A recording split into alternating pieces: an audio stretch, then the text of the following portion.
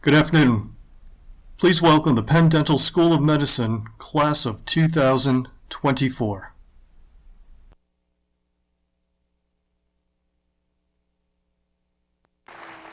Good afternoon, everybody. Those of you who are on stage left who can't see me, this is what I look like. Just figured, you're not going to get a good picture of me from there. Take it now. Okay, done. So welcome, everybody. Thank you for wearing your masks. Thank you for socially distancing as best you can. Thank you for registering with your vaccination card. Thank you and thank you. And thank you again for all you're doing to stay healthy and take care of yourselves and families. So my name is Mark Wolf. I'm the Morton Amsterdam Dean. I'm going to presume we met virtually a year ago. I am so happy that we can meet in person. Do you know this is the first time this class has sat together, ever?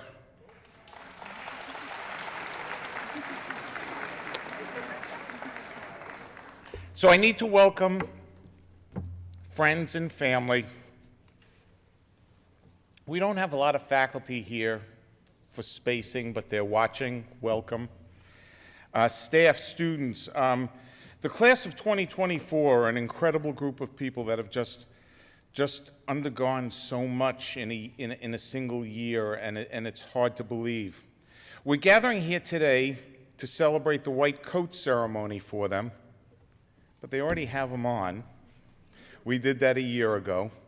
So we'll talk a little bit about what the white coat means again. You remember I did that last year.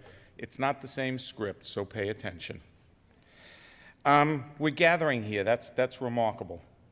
It's wonderful because, 3 months ago when we planned this, or almost 4 months ago when we started planning this, we thought we were going to have an absolutely wonderful party together with people wandering through our school and proudly showing everything off.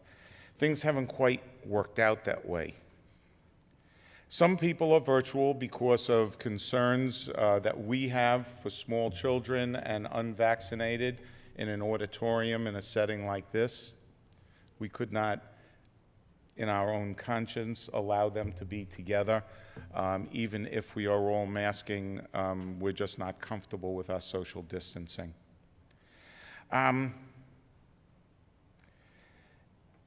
It's incredible holding an in-person event like this. I'm just really taken by that. This year, we underwent an incredible year. And due to the pandemic, we're doing things differently. And the sad things I have to say to you, and I have to say to our class of 24, is I don't think April we were coming out of this. Today, I don't have that same confidence where we're going to have some bumpy roads ahead. Not only for us here in the United States, but for the world, and we'll talk about this. We need to recognize that we're part of a global community, and that disease gets on an airplane and spreads in 10 hours from one part of the world to another. It's not like traveling on a ship that takes weeks or months to reach that destination. It means we have a totally different obligation. So much has happened in the past year. So, if you recall, we all thought we were in the worst of this in March and April, and it continued to get worse. And when we reached August, we were starting to feel a little bit better that maybe things will get better. Let me give you some information. I'm going to speak about this with respect to science, our need for public health, and our need for our students to be all healthcare professionals. I know there are a number of you out there right now, but we all need to speak of science and to take an active voice if we're going to make a change. 1 year ago today, 5 million Americans had been infected with COVID-19. 169,000 had died, and that was exploding our mind. We could not believe that many people had passed away. Worldwide, 25 million people in August had been infected. Buckle your seatbelts, folks. Today, 35 million Americans have suffered from this disease, many of them living with long COVID symptoms long after they've had the disease. In the U.S., that's an additional 30 million people over the course of 1 year have had to undergo this, with millions literally having to be hospitalized.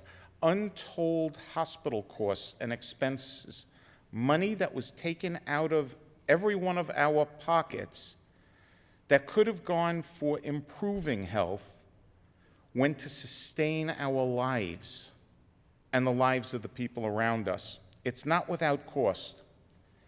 620,000 Americans, nearly 500,000 Americans, have perished in this 1 year since we speak. Worldwide, 220 million people have gotten this disease, and it's reported, and by the way, it's inaccurately reported, that 5 million have died from this. These numbers are mind-boggling, and they're not slowing down. Yesterday, 620 Americans died. I ask that we all spend a moment just thinking about the people that have been lost over the past year.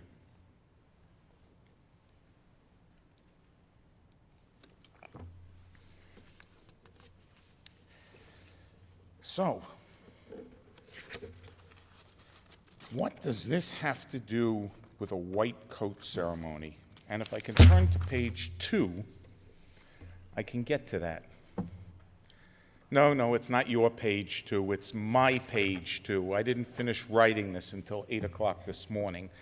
The editors got it off the editing shortly after that to take care of my typos. So why did they die? And did they have to actually die?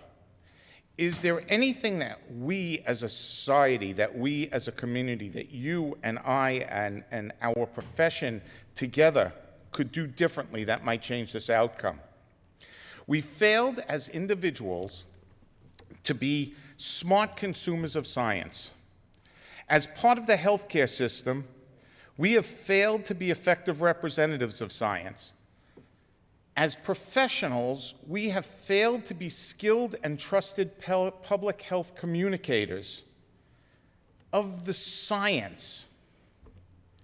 I'm going to give you a brief discussion about the meaning of our oath and how it speaks to our obligations as a healthcare provider. So I told you last year that Penn Dental Medicine was a historic school, made possible in part through the donation of Thomas Evans, for which one of our buildings is named. Upon his death, he charged Penn Dental Medicine to become a school second to none. Penn Dental Medicine has become just that. You need to recognize that we opened on time. We delivered more health care in West Philadelphia for patients of dental need than anybody else. We opened dental care centers that provided care for the geriatric, that provide care for the disabled.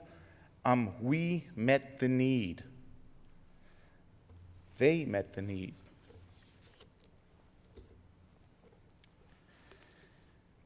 You proved last year that by enduring an education designed around the pandemic, that we are an outstanding institution. The Evans Building opened in 1915. I told you that a year ago. It was the Spanish flu broke out in 1917, 1918. And Philadelphia was a mainstay of spreading the flu. They held the giant Bond rally right in the middle of the flu. And massive numbers of people, 20, 30,000 people died within months of it. What's interesting about it is the science was very poor then. The science was very poor then. The things we did not know about disease were very poor then. It's important to recognize that understanding how disease spreads, how infection spreads, was just being discovered at that period of time. Cloth masks were the best things that were being offered for medical professionals and the people that were picking up bodies from the street. The population was instructed not to spit on the street because everybody was convinced that spit was the vector for the communication of this particular disease. They were wrong. Spit would transmit it, but it was a cough, it was a handshake, it was sanitary conditions that would spread it. Remarkably, if you get the chance, and the Mutter Museum is open, read about their flu epidemic display that they have. The recommendation was cucumber sandwiches and a whiskey concoction as the treatment for it. The whiskey may have made them feel better, but it certainly didn't do anything to the disease or the communicability. The science didn't have it. There was unfounded science that dictated how things went, and the best thing that could be done is just live out the pandemic. You're here to become students of science, consumers of science, experts in public health. Last year, during the virtual white coat ceremony for you and your family, I told you that the white coat was special. If you remember, I told you that it was not only the white coat as a stylish wear after Labor Day, it was okay. It's much more than that. It does give you superpowers.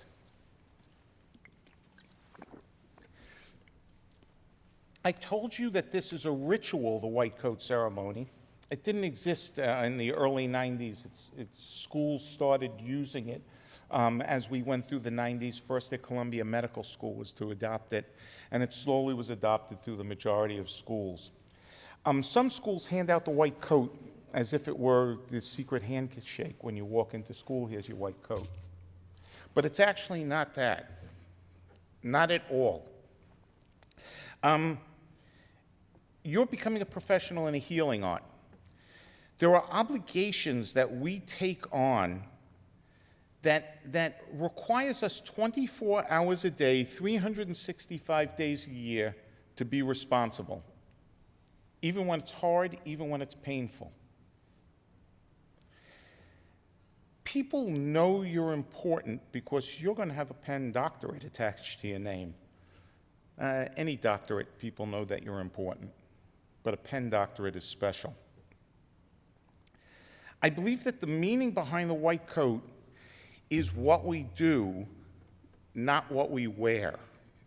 So let's talk about the oath that you're going to take in a moment.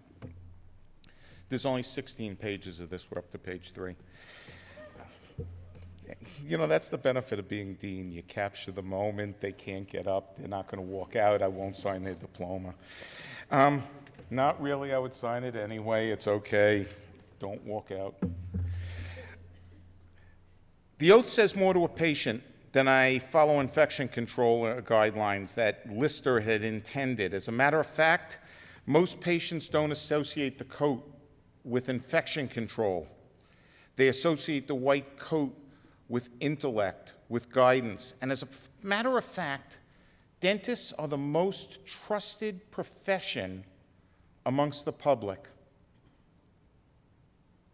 The most trusted profession.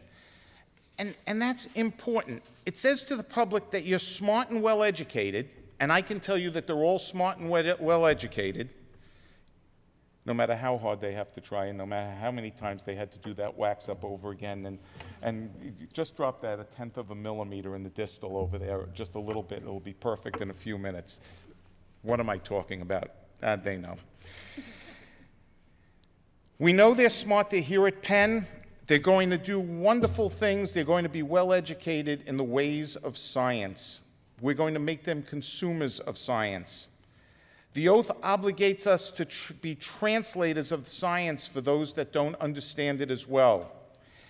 In this sense, science not simply being able to work in a laboratory, but to be able to listen to news and noise that's coming out around us and say, oh, by the way, the veracity of that piece of science is not actually true. You may hear it a lot, you may find it a lot, you may see it a lot. But by the way, it's not true, and no matter how many times you say it out loud, it's not going to become true. That's a consumer of science.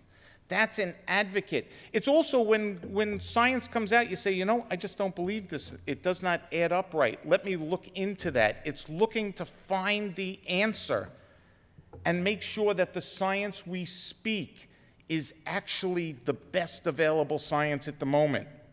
It mandates that we take a responsibility for society and provide equity in all respects for health, social justice, and the racial environment of our nation. Because a nation, a people cannot be healthy unless everybody in it is healthy. And I use the definition of health in a very broad fashion. It's safety, it's food, it's the ability to be educated. These are all critical portions of what will make us healthy. The oath requires us to work for food security. Too many children go to bed hungry. We have to work for education, because only through education can we all become good patrons of the science. Only through well-balanced diets can children sit in a classroom and be comfortable with being in the classroom and learning. The oath mandates that you will spend a lifetime learning and staying current. It means what I teach you today may be outdated tomorrow, but if I taught you how to learn and how to be inquisitive and how to be a good consumer, you will be up to date in the future. Your patients know because you wear the white coat, you will always use the best evidence to treat them. And that evidence will change. We've seen this with wear the mask, don't wear the mask, don't wear the mask, wear the mask.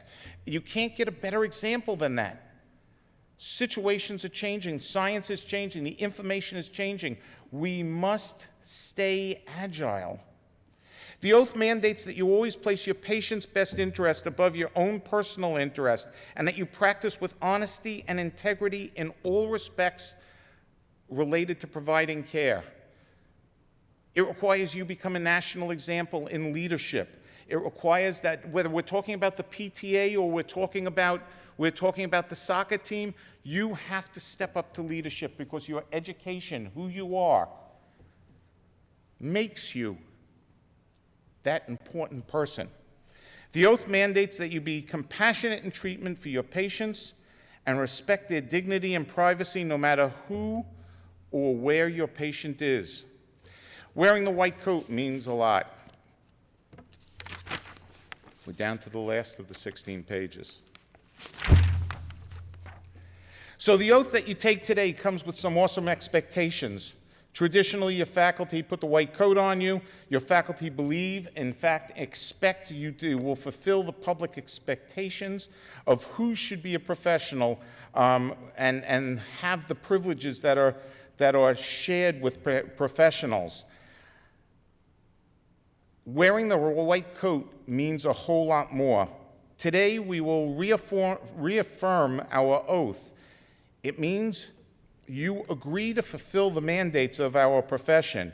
It represents everything we expect our Penn graduates to be, and the future that we expect because of them.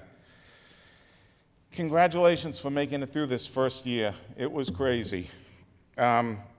Moving on to the next step of your professional journey, it'll still be crazy. Support each other. Support your community. Be the consummate professional, and join the legacy of great Penn medicine, dental medicine leaders that have come before you. I only went 15 minutes over. No, not that bad, never mind. I now have the pleasure to introduce our speaker, Dr. Rick Rader. Dr. Rader is director of Morton J. Kemp Habilitation Center in Chattanooga, Tennessee. He's actually a Brooklyn boy. Where he serves as medical futurist, predicting the future medical problems of people with neurodevelopmental disabilities. He is cross-trained in internal medicine and medical anthropology, and has made major contributions to identifying and, even more important, resolving the barriers to care for individuals with intellectual and developmental disabilities. Through organizations like the American Academy of Developmental Medicine and Dentistry, which he was a founder. Special Olympics, National Council on and he serves on the National Council of Disability. He has helped develop health professions curricula, particularly the medical profession, as well as national policy on disabilities and care, is widely published on the topic. He is editor of Exceptional Parent magazine. He is helping families understand and raise awareness of intellectual and developmental disabilities and what it means to have a child with these conditions. As you students will come to know, Penn Dental Medicine is committed to broadening competency of oral health professions in the area of care for persons with disabilities. You will be a competent practitioner in managing persons with disabilities when you graduate. We are honored to have one of the giants in our field join us today at this wonderful event. Rick, please.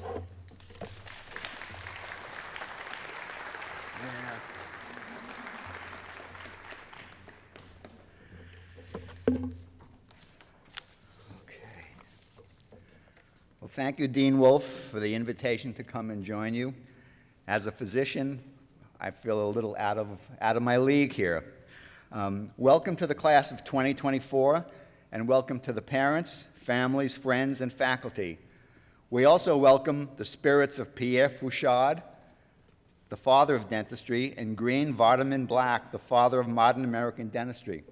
We know they're here to guide these newbies in their quest to earn the privilege of one day being called doctor. I have both the privilege and responsibility of presiding over the Penn Dental White Coat Ceremony. It's noteworthy that your class, the class of 2024, was deprived of your White Coat Ceremony last year. The culprit, of course, was the COVID-19 pandemic. While your white coats remained on hangers, thousands of retired physicians and nurses bought theirs out of the closet and volunteered to help with the burden of an overwhelmed healthcare system. I hope that will serve as a reminder, an incentive, and a legacy that as you become healthcare professionals, you will forever have a calling, a purpose, and a role to help, to care, and to heal. And while things can continue to be in flux, you are here, and so are your white coats. So congratulations and welcome.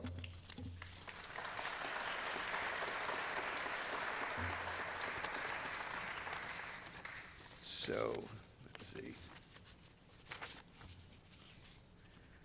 Sorry, guys.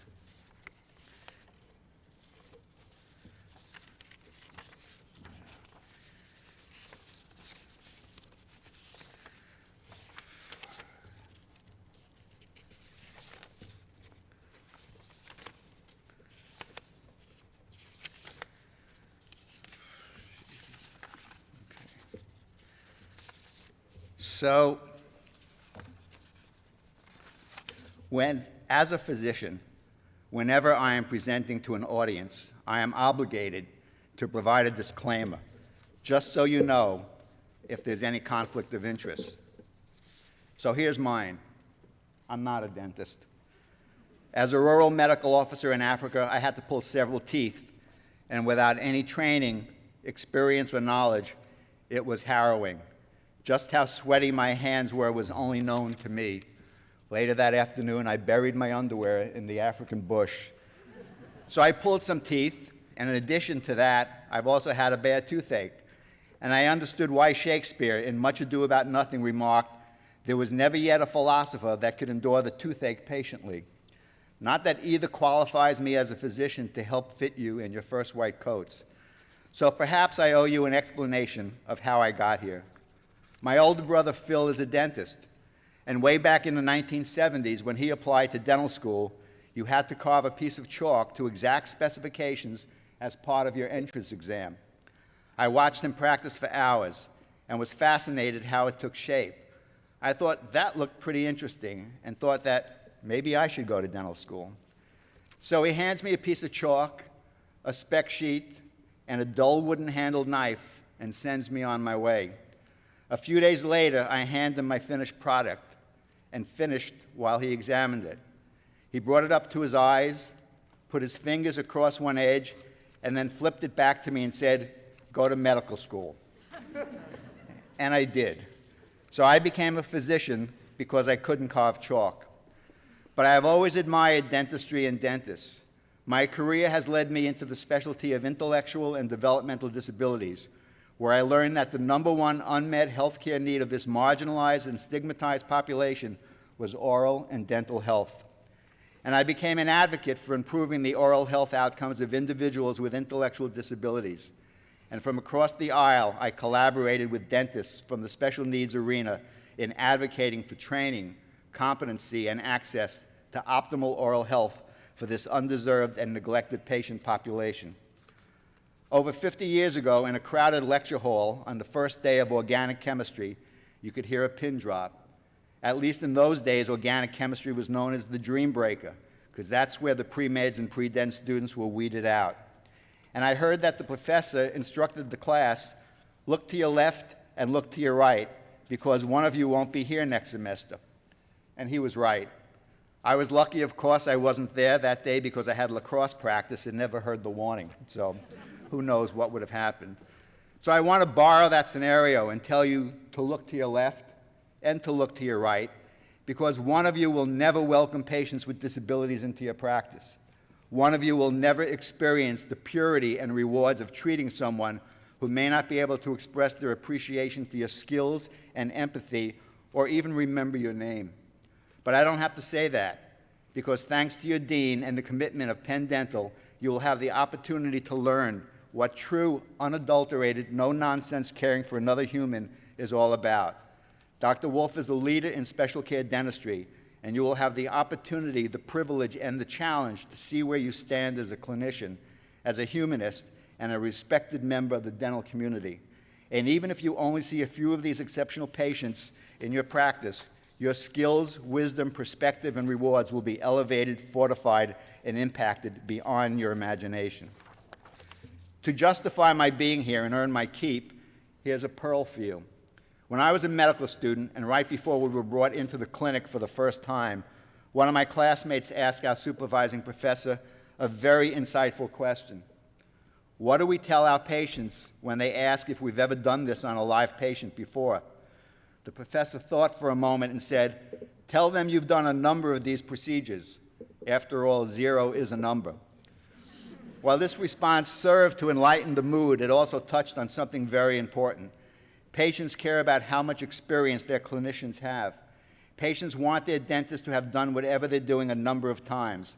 Nobody wants to be somebody's first crown, first filling, or first root canal. People trust experience, but they also want to know how much you care. Show them that, the first time, every time. In the 19th century, respect for the certainty of science was in stark contrast to the quackery and mysticism of 19th century medicine. To emphasize the transition to the more scientific approach to modern medicine, physicians sought to represent themselves as scientists, and they began to wear the most recognizable symbol of the scientist, the white laboratory coat. This led to the more recent association of the white coat with medicine and dentistry since its conceptual. The first white coat ceremony was held at the Columbia University College of Physicians and Surgeons in 1933. It has been typically performed in the third year of training, which demarcated the transition from basic sciences to clinical training. It is noteworthy and a reflection of the philosophy of Penn Dental that the white coat ceremony is held at the beginning of the first year. It demonstrates their belief that from the first day, the dental student is recognized by the faculty, the teachers, and the professors that you are entering the portal that will change your life forever. It is an acknowledgement that you have demonstrated you have the hoped-for skills, determination, commitment, and dedication to undergo several thousand hours of arduous labs, lectures, clinics, exams, and certainly at times self-doubt. The presentation of your white coat at the earliest point in your training is a declaration by the faculty that they will respect you, support you, and mentor you over the next 3 years as you prove yourself worthy of being called their colleague. It is also an announcement to the community that you are being groomed, earmarked, and identified as a candidate that will emerge as an ethical, competent, and compassionate doctor of dental medicine. Welcome to the profession and to the long line of graduates of the most respected dental school in the United States. Congratulations to you, your families, and to those patients. Many have not even been born yet, who are waiting for you to introduce yourself to them as their doctor. Your clinical coat has 3 pockets. I remember mine, bulging with a reflex hammer, an otoscope, and a stethoscope. That was before we realized how cool it looked to have the stethoscope hanging around your neck. We also had a pack of peanut butter crackers and dozens of index cards with handwritten notes on patient lab and pathology reports in case we got quizzed on rounds, and we did. You don't have to carry your instruments around. You will have electronic dental records to refer to. So what do I recommend you carry in those 3 pockets in addition to the peanut butter crackers? I hope you will fill your pockets with 3 commitments, 3 core values, and 3 reflections. Put your patients in one. They are the reasons, hopefully, why you are here in the first place. Their best interests should always dictate your treatment, your compassion, your behavior, your decisions, your ethics, and your appreciation of the respect that society will provide you. Put your profession in the second one. Dentistry has evolved into a vital and irreplaceable part of health and wellness. Put your allegiance, support, and appreciation and gratitude for your teachers in that pocket. They are the keys to the kingdom. They are the linchpin between your caring and earning the right and privilege to wear a white coat and just having one. Your keeping true to the profession's code of ethics after you leave here is the only reward they seek. And in the last pocket, place yourself. Hopefully, there is room in it for you to build your self-confidence, your self-esteem, your self-respect, and your self-satisfaction that you made the right choice in becoming a doctor. That you will have the health, stamina, drive, and unfaltering commitment to becoming the best dentist you are capable of becoming. I have a gift for you, and it doesn't need a separate pocket, but it does need a place in your life. It's a small enough card to carry in your wallet, purse, or backpack. It should easily fit into a desk drawer, or taped to a bathroom mirror, or copied onto your phone. My gift to you is a card, this card, and it's made to fit in any of the 3 pockets on your white coat. On one side is a photo of someone you need to place in a prominent part of your hippocampus. That's the pocket in your brain where memories are stored. It's a photo of DeMonte Driver, a 12-year-old boy from Maryland who developed a toothache that went untreated. They were unable to find a dentist who would treat DeMonte. His mother repeatedly heard that the amount that Medicaid would pay the dentist would not cover their expenses, and DeMonte's abscess migrated to his brain and killed him. What really killed him was neglect, indifference, and abandonment. So I want you to look at him and pledge that you will never turn your back on someone like DeMonte. On the other side is also a gift. Over the last few years, it has become popular for individuals to create what we call a bucket list. The name comes from the expression kicking the bucket, a symbol of dying. So the bucket list is a list of things you need to do before you die. My parting gift to you is a dental bucket list. Several years ago, I started to gift these to dental students nationwide, and without any request to hear from the students, I started to receive some back to me in the mail. They were from students who I didn't personally know. They were from students who received the card in white coat ceremonies or graduation speeches I had given. Some only had 1 box checked, others had several, and a few had every box checked, and they all had thanks handwritten on the bottom of the card. So keep it and use it as a scorecard. I hope it becomes yellow from age and the edges worn from you holding it and seeing more and more boxes being checked and having you quietly smiling with pride as to the dentist you have become, the dentist that your teachers, faculty, and Penn Dental alumni hope you will become. Let me just read some of the boxes that I hope you will check. As a new dentist, I am committed to treating at least 1 patient in my career who cannot see me, cannot hear me, cannot thank me, cannot understand me, cannot high-five me, cannot recall my name, cannot read, is at the end of their life, may not like me, is confused and scared, is someone I once stigmatized, someone I might be able to pay me, somebody who competes in Special Olympics, and perhaps somebody who has lost their memory. So congratulations to the class of 2024, and basically good luck with your white coat. Now, one of the things I wanted to share with you is that one of the hats I wear, as Dean Wolf said, is I'm the editor-in-chief of Exceptional Parent Magazine. This is a 50-year-old award-winning magazine that is basically the voice of the disability community. And basically, upon our 50th anniversary, we decided to pick out 50 great advocate leaders from the United States and abroad. And today, it gives me great pleasure to award the Exceptional Parent Magazine Code of Excellence and Recognition to your dean, Dean Wolf, as an advocate. Now, here's one of the most important takeaways. You guys have all had the opportunity to be clinicians, educators, researchers, but the thing that I think is most prominent about your capacity is to be an advocate. Be an advocate for your patients. Get to know who they are. Fight for them. Fight for their respect, their dignity, their inclusion, and their place in society. And so, Dean, if you'll come up here.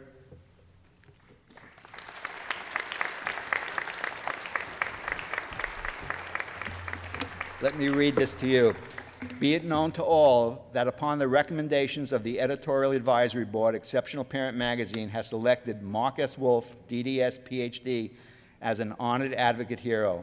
In recognition of meritorious contributions to the disability community and for a commitment to ensuring the acceptance, inclusion, and celebration of individuals with intellectual and developmental disabilities. Thank you. Thank you.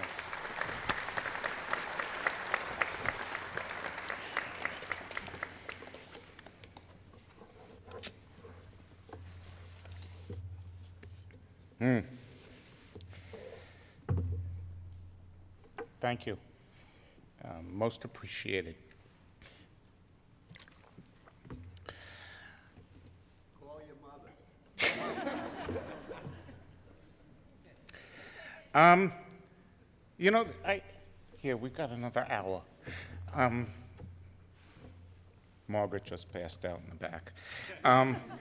Before we go any further with the agenda, which is actually the reading of the names of each of our class of 2024 and allowing them to come handshake with me, or elbow bump, I hope, because that handshake thing is disgusting.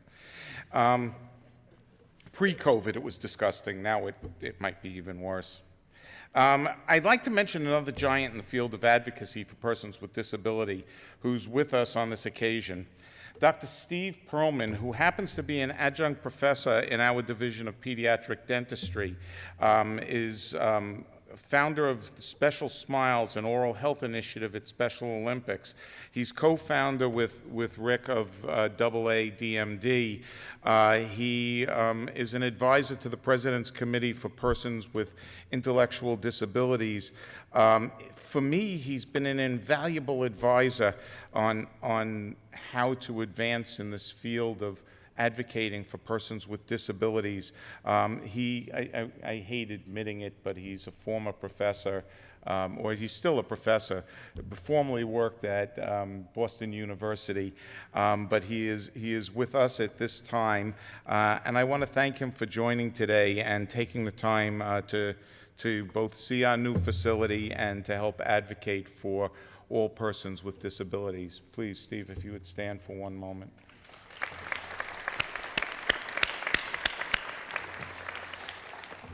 So it's now my pleasure to welcome somebody who all of you folks know, and you have seen him on Zoom at least last year, Dr. Yuri Hangorsky, our Associate Dean for Student Affairs or Student Life. Dr. Hangorsky oversees the Office of Student Affairs along with Margaret Yang, and you know, if you don't know him already, you'll quickly discover him as a faculty and staff member who has a heart that's massive in size and is incredibly engaged in student wellness and life. Dr. Hangorsky and his team are tireless on behalf of all of our students, and again, it's my pleasure to, you know, he actually speaks with a great accent, so when he announces names, they always sound great. So we use Yuri as our announcer of names. Yuri, please. Thank you.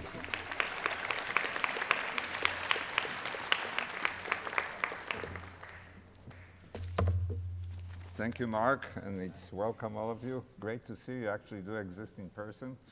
I met some of you through in person, but I think it's a great occasion that we finally all together again after the first year.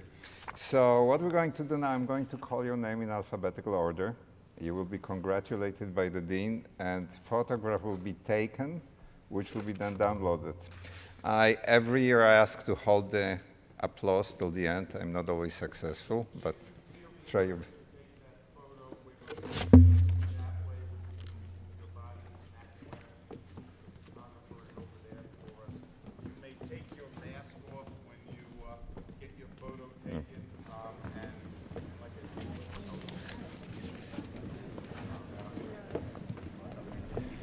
Okay, so the first person, Justina Ann.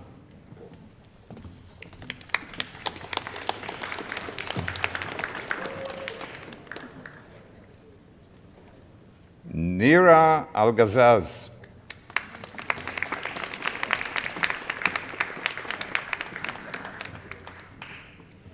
Laura Anzola Castro.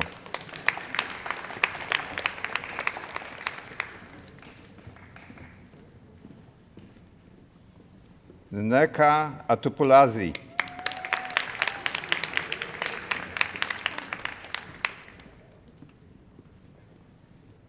Pearl Batalora.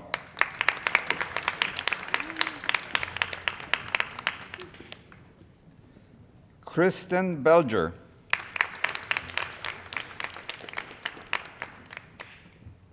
Alexandria Borelli.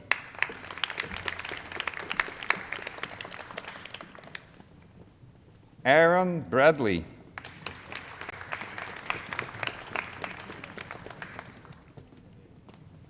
Allison Quinn Bui.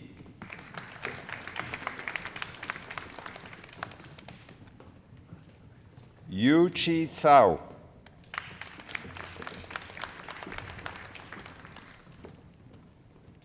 Nicole Caponia.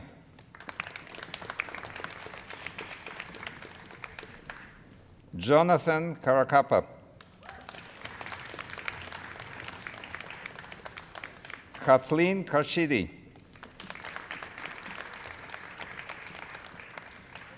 Emily Sarumele.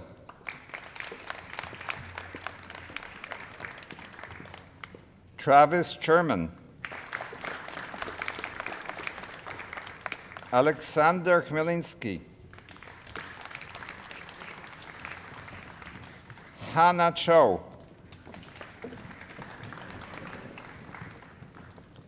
Diana Chama.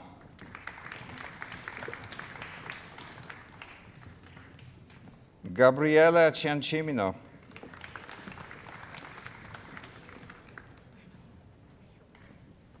Skylar Clark.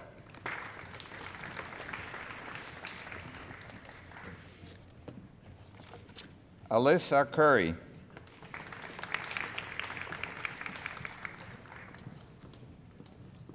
Aubrey Dion. Kunal Desai.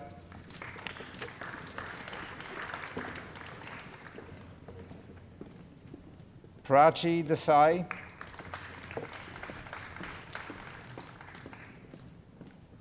Thao Do. Samuel Dolan.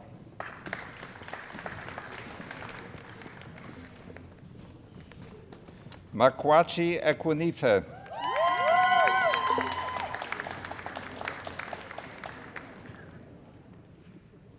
Sarah El-Rahmani.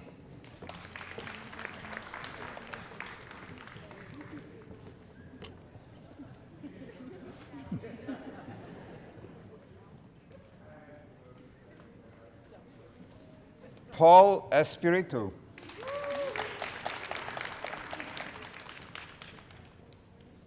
Carla Estrada. Alexandria Fava.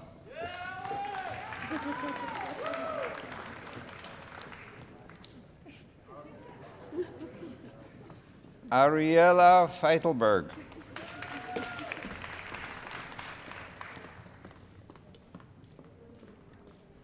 Kyla Francisco.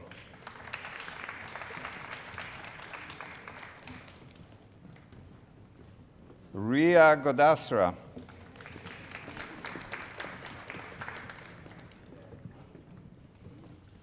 Daria Goikman.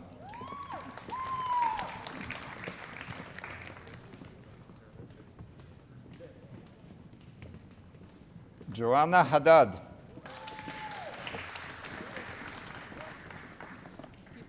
Isabel Hansen.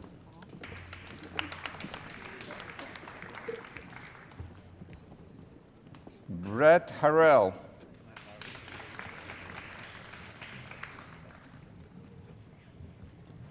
Andrea Henao Fernandez.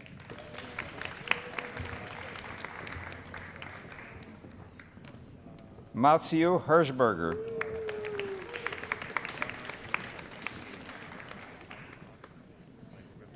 Jonathan Huang.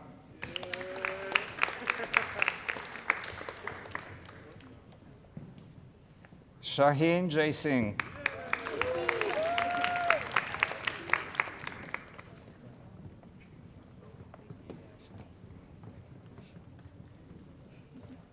Michelle James.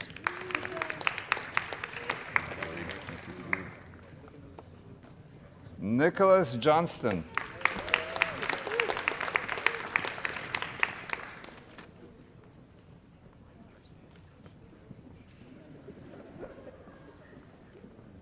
Annabelle Kelso.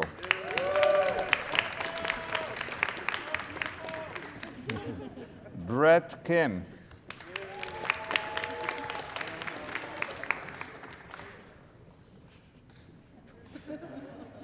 Christopher Kim.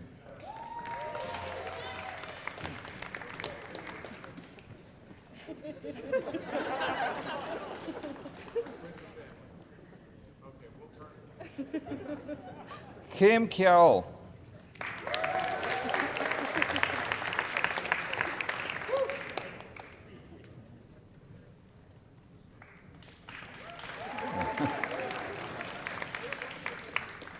Kim Minjung.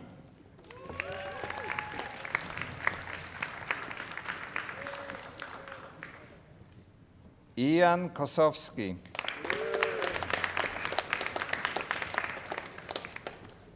Amulia Kotha.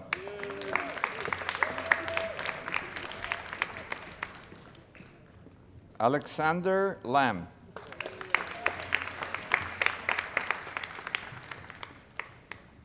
Anthony Lambright.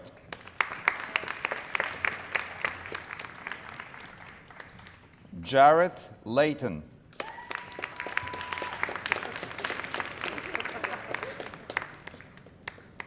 Amanda Ledner.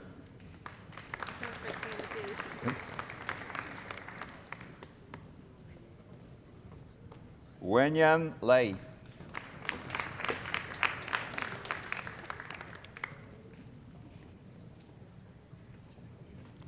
Sarah Lee.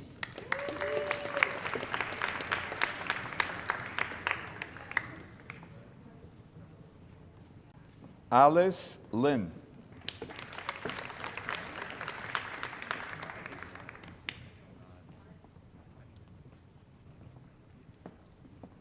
Jason Lin.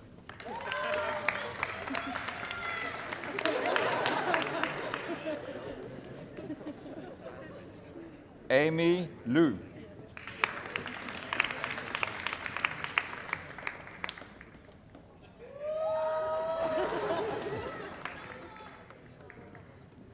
Ai Wen Lu.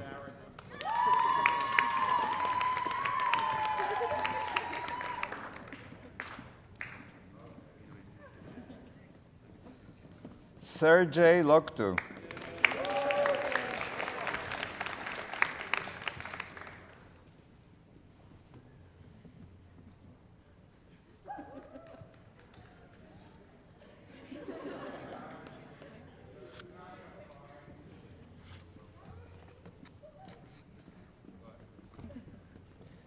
Rebecca Luo.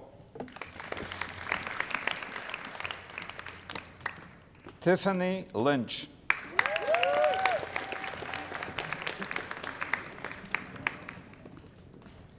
Molly McCormick.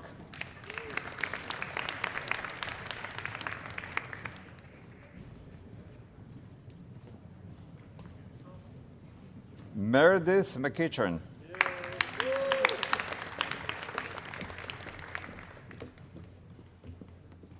Sydney Miller.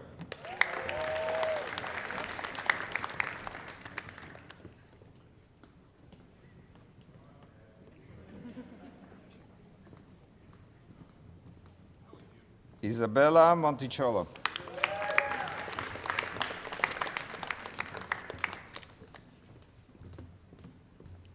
Saba Mozaffarian.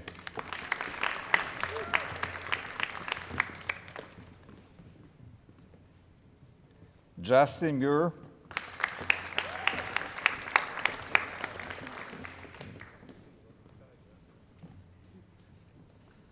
Pratyusha Mutiala.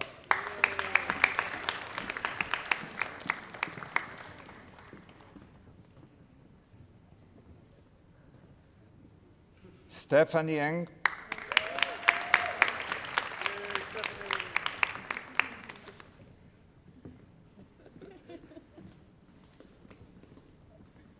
Brian Nicholson.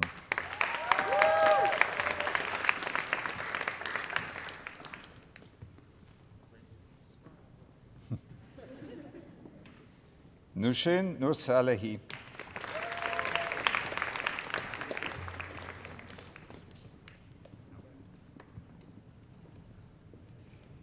Alexis Pagan.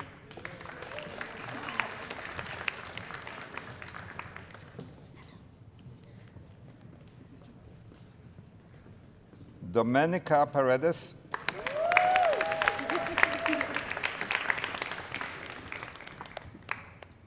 Tiffany Park.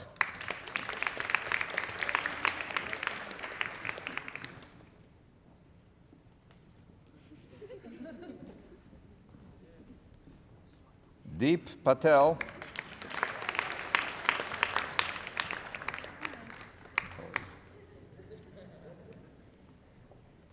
Monica Patel.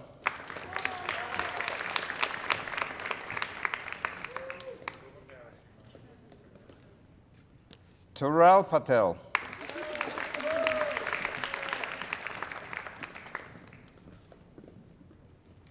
Maura Pezula.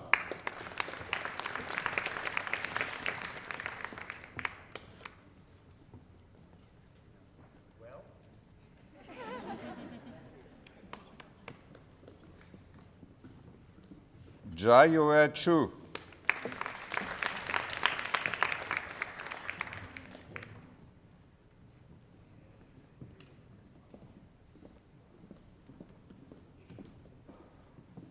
Rena Rod.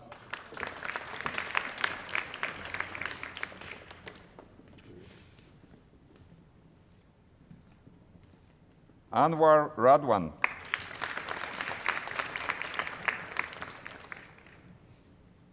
Akhil Ramani. Rafael Aranjo.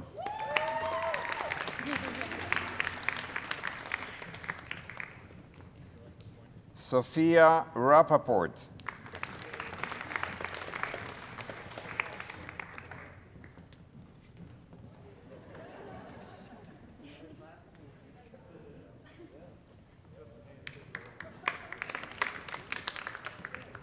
Kevin Riley.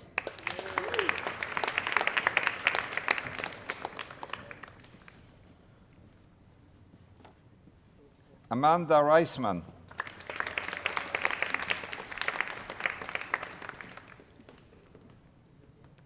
Thomas Roberts.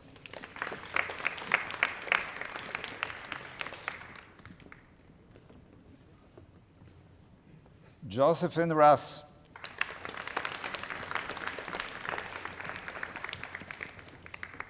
Milana Russo.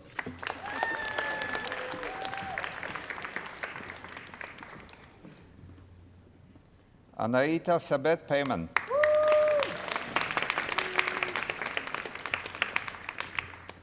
Michelangelo San Juan.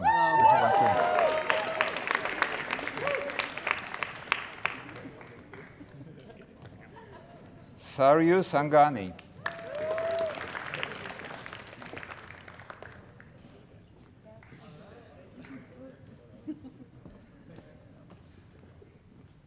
Zunish Sakib.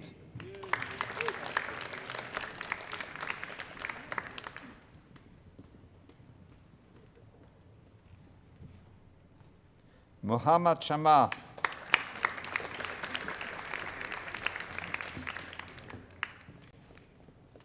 Benjamin Schelling.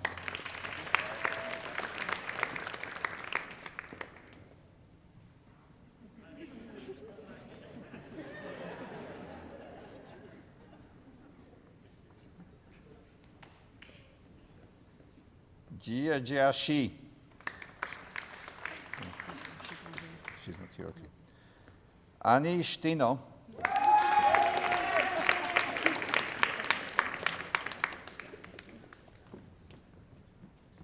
Nader Sidom.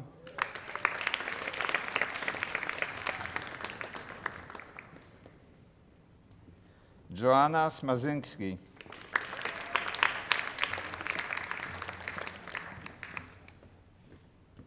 Alicia Song.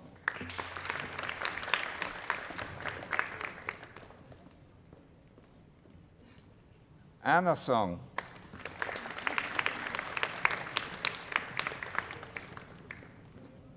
Tony Song.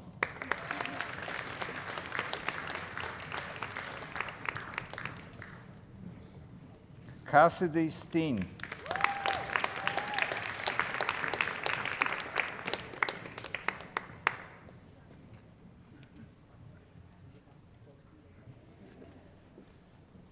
Madeleine Stein.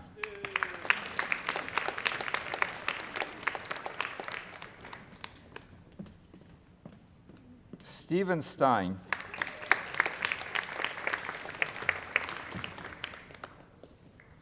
Melissa Stock.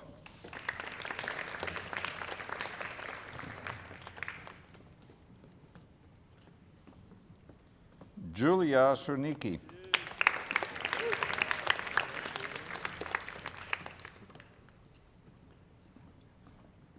Joseph Tafunai.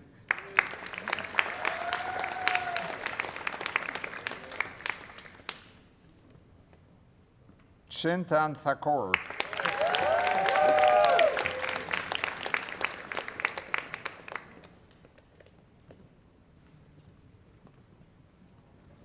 Elena Trice.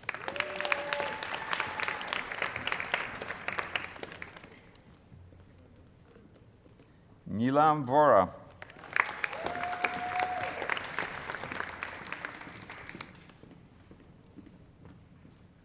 Aki Wan.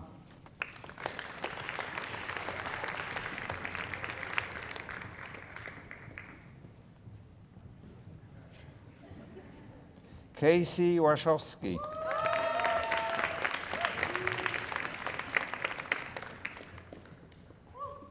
Nikki Way.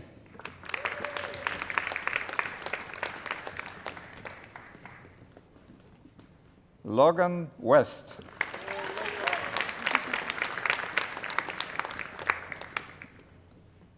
Ali Wilk.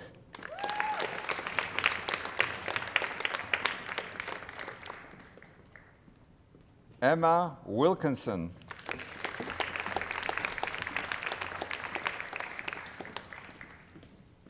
Elizabeth Wong.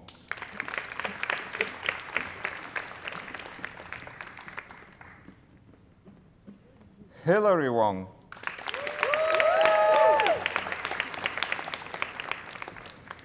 Kylie Wright.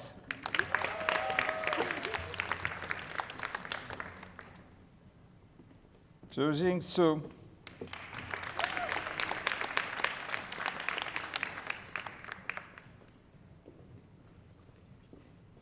Bingjan Yang.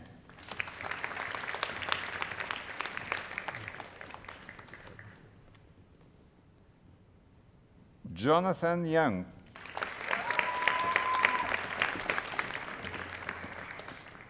Alexandria Yu.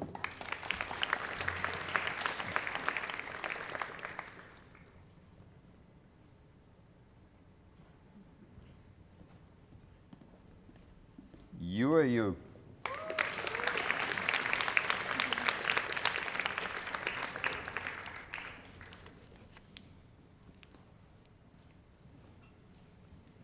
Ladies and gentlemen, ovation to the class of 2024.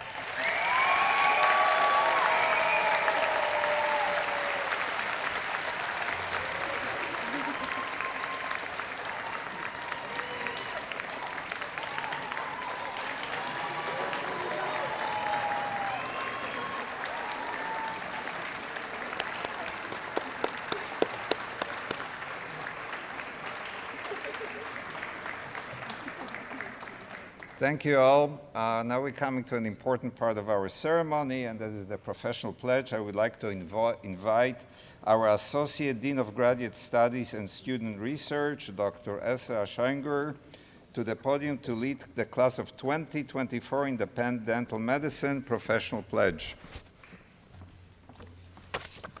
Thank you.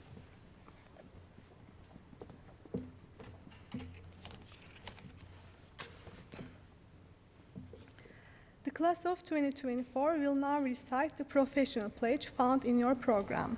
In the presence of you, their family, friends, and peers, they will publicly acknowledge the responsibilities of the profession and their willingness to assume the same.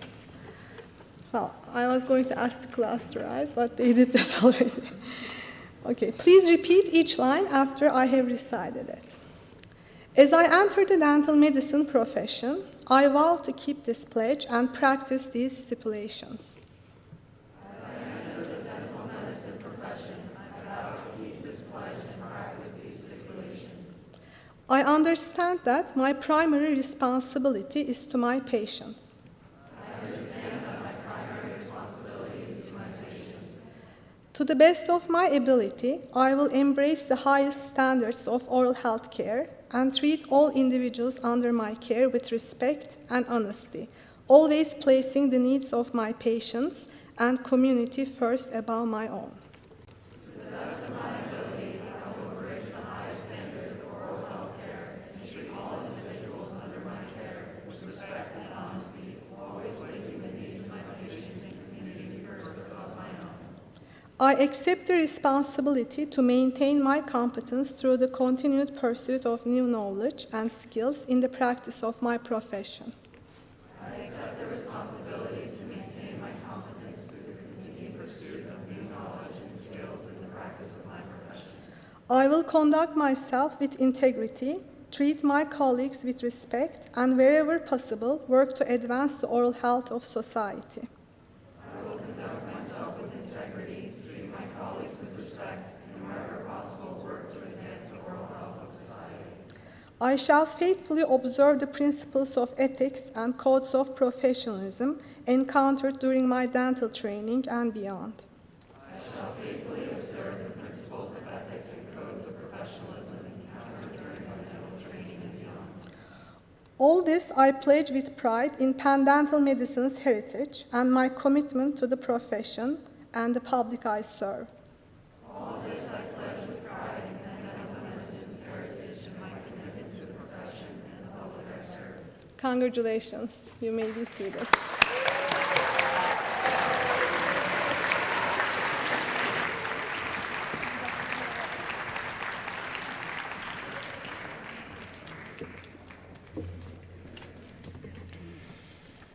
Another 20, 25 minutes, we'll be fine. Yeah, it doesn't get any laugh anymore. I'm looking for the page that tells me what's next. Here it is. Thank you. This does conclude our ceremony. We have another ceremony inside this room for the class of 25. We're going to use some slightly different words if you want to come back in. No, we want you to not come back in. It's not that good to listen to a second time.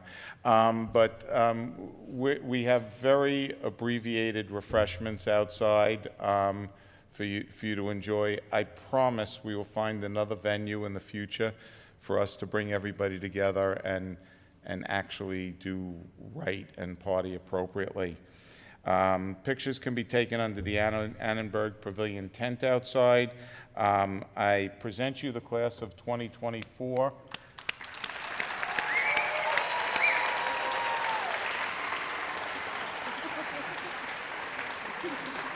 I ask that you all safely just get out of here, go outside, leave, or thank you very much, everybody.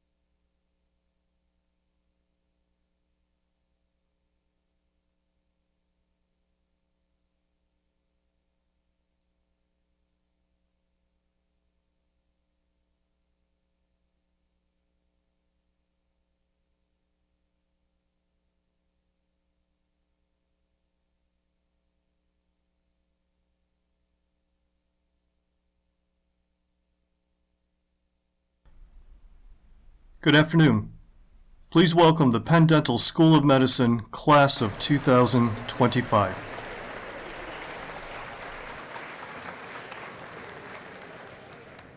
For those of you who are sitting on stage left, this is Mark Wolf. I'm the dean. I'll be behind the podium. You can move that way if you want, but I'll keep talking over here in the meantime. So, welcome, friends, family, staff, faculty, students, and particularly the dental medicine class of 2025. My name is Mark Wolf. I'm the Morton Amsterdam Dean. I am the 12th Dean of this esteemed institution. We're gathering. That's meaning, yeah. Last year, we couldn't do this. And I have to take an intermission. Not everybody here is gathering. For the safety of everybody, for the safety of children, for the safety of each individual, we made the conscious decision that only vaccinated people would be allowed inside this auditorium. So it meant sometimes we had to exclude children that belonged to some of you. We're sorry. I personally couldn't live with the thought of somebody being inside here and transmitting the disease to one of your children or one of your family members. So in an abundance of scientifically based, and we'll talk about scientifically based in a moment, scientifically based precautions, we've made the decision that it will only have vaccinated individuals inside our auditorium. And we'll talk about this in a moment. So we're gathering here, and by the way, this class sat in a brand new classroom that we had not had a full class of students sit in any classroom for the last almost 18 months. And unfortunately, things are not doing great nationally, and we're not going to dwell on it, but we'll talk a little bit on that thought. So we ask you all to maintain your mask over your mouth and nose. I won't expose people if I'm sitting next to them. I will take photos with our students without a mask if they are willing or interested in doing so, but it's only for a few seconds of exposure. Outdoors is a different story.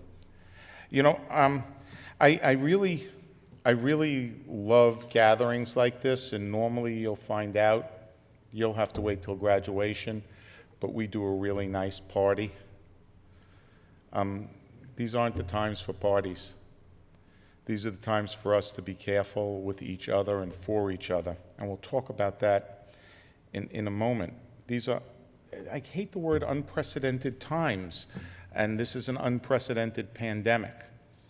Well, they tell me it's a once-in-a-100-year pandemic, once in a century, once in, and that's really good because they're getting it over with early in their education, and going forward, hopefully we don't worry about pandemic like this again. I fear that there are issues in society that will make it possible for it to occur again, and we'll talk about that in a moment. So I promise you I owe you a party. We'll figure out how to do that at some time when it is safer for all of us, and we'll celebrate today the white coat ceremony for this class. Much has changed in the past year, and as you stand ready here to enter the profession of dentistry class of 2025, I wish to reflect on some of the events over this past year because they speak to our respect of science. They speak of our need for public health. And today, you are commencing on your journey to join an honored profession, a trusted profession. You know, dentistry is the most trusted of the health professions with individuals.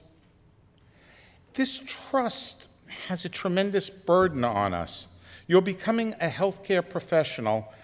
You notice I didn't say an oral healthcare professional, because we know oral health extends well beyond just the mouth. It extends to full well-being. It extends to self-confidence. It extends for the ability for a child to smile in school.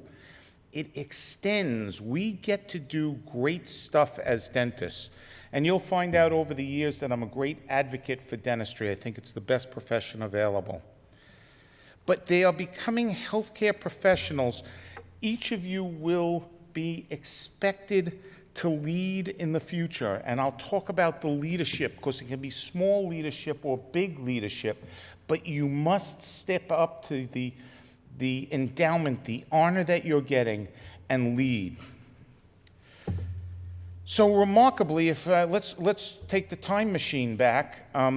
You know, March 12th is when essentially we started declaring a COVID disaster, and the nation got ready for buckling down and sheltering in place and all of that. I remember it because March 12th is my birthday. Otherwise, that date would not stay in my head. Well, it probably would stay in. Never mind. We'll keep moving. By the time we got to the first week in August, we had already sheltered in place for 3 weeks. We thought that we were going to be out by Easter. We thought we were going to be out by May 1st, by June 1st. And this esteemed institution continued almost without a break, delivering urgent care and emergency care to the people of West Philadelphia and Philadelphia. By June, we stood up and started opening our clinical facilities. Our students came back. Our education program continued without skipping a beat. Our curriculum became the example for the nation on how to do online education. We shared it in 2 national symposia that had 180 educators in each of them, all done virtually. We mastered it. We got back. Our students actually got it out of school in 2020 on time. Our students in 2021 achieved more education in 2021 for that class than any class that's been in the school for the last 10 years. We figured out how to do this safely without a single transmission of disease within our walls. How did we do that? We followed the science. 1 year ago, first week of August, 5 million Americans had COVID. We thought that horrendous, the growth, the number of cases were just starting to peak, and maybe they were going to go down before the fall. 169,000 Americans had died. Worldwide, 25 million people had been infected. And things looked pretty tough. You know, in the spring of 2021, we were being vaccinated. All of us, I mean, I remember my vaccine. I literally cried. It was a freedom. We were looking at the ability to come forward. We managed to get our entire school vaccinated in the month of January and finished in the month of February. Absolutely remarkable as we moved through that. But we have to recognize what's occurred here. Today, 35 million Americans, 30 million people more than a year ago, have been infected, with as many as 10% of them suffering from long COVID syndrome, which will have conditions we will pay for decades to come. Money that could have been used to do something else, something that could have improved the life of, has gone elsewhere. And I need to address the why. But that's not the end of it. 620,000 Americans, as of yesterday, had died of COVID disease. That's nearly 500,000 more people than a year before.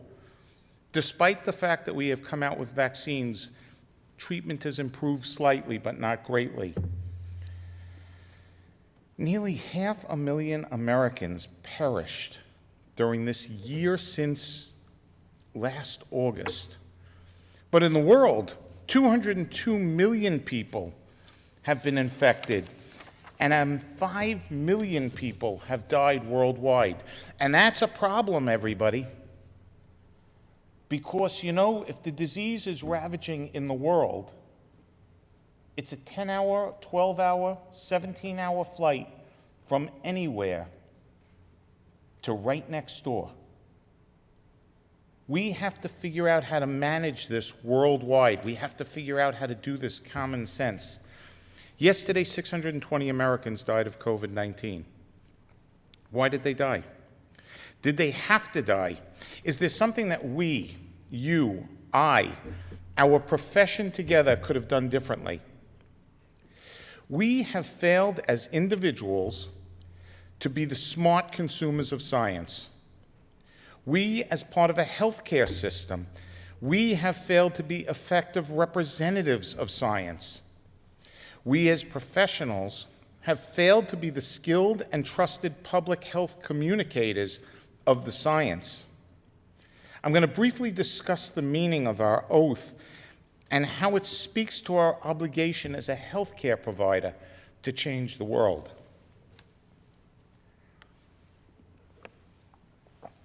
Penn Dental Medicine is a historic school. It was made possible in part by the donation of a Philadelphia dentist who spent his career in Europe, Dr. Thomas Evans. We have a building named after him. One of our major endowments came from him after his passing. He charged Penn Dental Medicine to become a school second to none. Penn Dental Medicine proved that we are a school second to none during this pandemic. Penn Dental Medicine opened the Evans Building in 1915. That was just a few years before the Spanish flu pandemic killed millions worldwide. It coincided with World War I. That pandemic hit the United States in 1918. It spread rapidly through Philadelphia when in the fall, Philadelphia decided that it was going to have a Liberty Bond parade and initiated outbreaks that took 20,000 lives within a few months. The science was really poor about how the Spanish flu was transmitted. Understand, we knew very little about disease at the turn of the century. We were just starting to understand it. As a matter of fact, the advertisements, the public health postings were "Don't spit on the street." You guys are here, and the Mutter Museum is open. It's the museum of the Philadelphia College of Physicians and Surgeons. You have to go see it. There's a great display there talking about the Spanish flu epidemic, and when you go through it, you will realize how little we as a scientific society actually knew at that particular period of time. So it was known that we should wear cloth masks, and healthcare providers and the people that picked up the bodies on the street every day wore a mask, a cloth mask. Don't spit on the street, and if you get the disease, eat lots of cucumber sandwiches, and yes, this is real, and a whiskey concoction. Didn't help the cough, didn't do anything. I think my mother still used that whiskey concoction when I was a child sick, and I wasn't around in 1918. I'm not that old. But it was remarkable how little we actually knew of the science and how little we actually managed that. Today, we understand that social distancing, wearing a mask, hand sanitizer, and, by the way, vaccines are such a well-established method of preventing the spread of life-threatening diseases. You're here to become students of science, sophisticated consumers of science, experts in public health. I'm not talking about the fact that you're going to become a researcher in a laboratory and understand something, but you need to understand how to read the science, how to find the science, how to discern the junk from the real science. And most importantly, you need to learn how to articulate it to people that don't understand it. Because if we don't do it, nobody is, and the communication ecosystem spreads junk.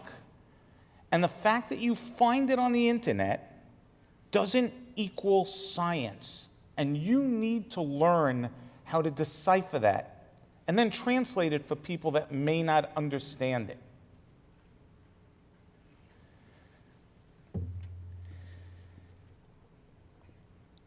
This white coat ceremony is an interesting event, and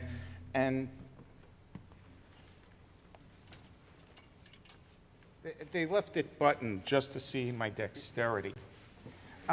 You put on the white coat, and it does some interesting things. So professionals, dentists, physicians did not always wear white coats. Actually, healthcare providers in the 1800s wore black coats.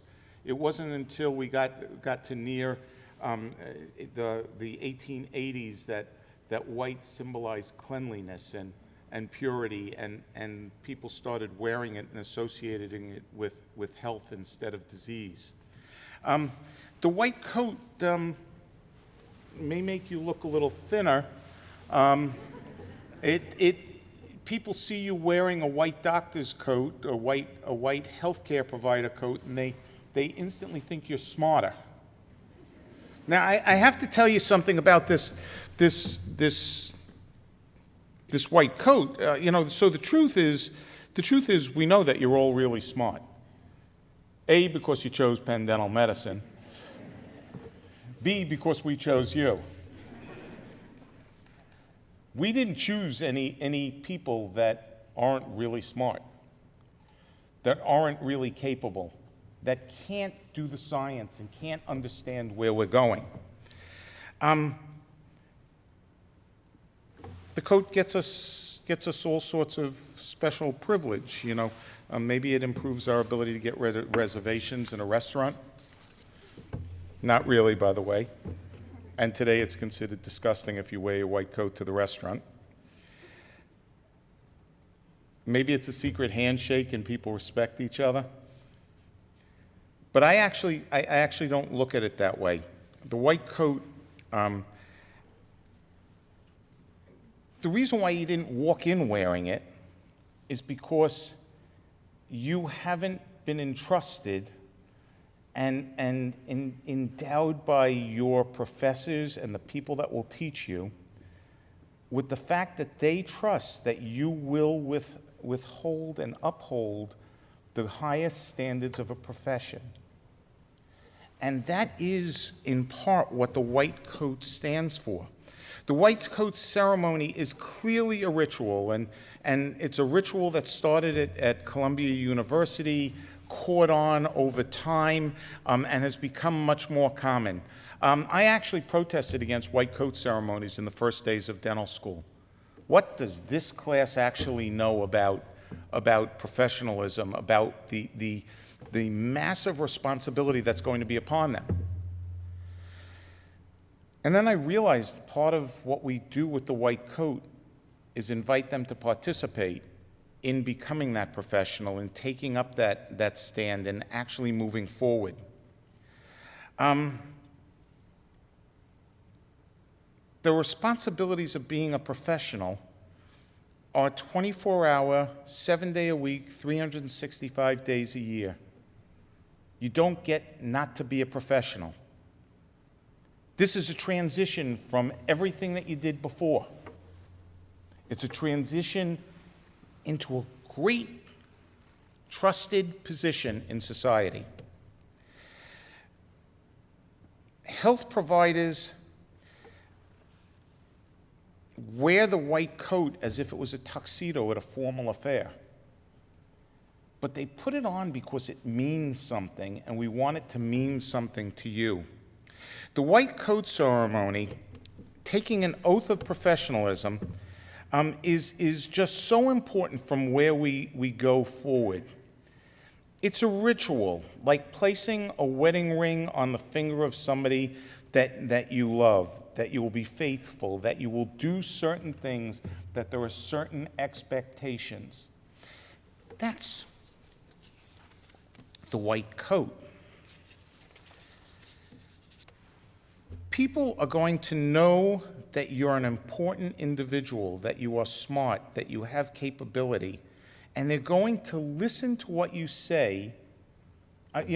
One of your parents is going to ask you, one of your significant others will ask you, like next week, this is hurting over here. What do you think it is? have the common sense to say, I don't know. But do have the common sense to show empathy and sympathy and make sure they see the right people, because those are things that you're already endowed with. Wearing the white coat says more to a patient than I follow infection control guidelines. Lister talked about those guidelines in the late 1800s. It's intended as a matter of fact, as a matter of fact, they don't associate the white coat with infection control anymore. They much more associate your scrubs with infection control. They actually associate the white coat with intelligence, with caring, with giving. That's what the white coat looks like. Wearing a white coat does say to the public that you're smart, well-educated. Wearing the white coat says to the public that you will spend your lifetime learning and staying current, that you will understand the reasons why, not just temporarily learning the answer for a test. Your patients know, because you wear the white coat, you will always use the best evidence to treat them, not the evidence you learned 20, 30, 40, 50 years ago.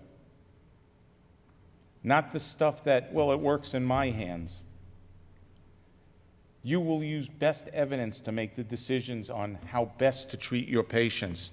Wearing the white coat says to the public that even when you're not wearing the coat, you are a doctor. You are always a doctor. Whether you're sitting on an airplane,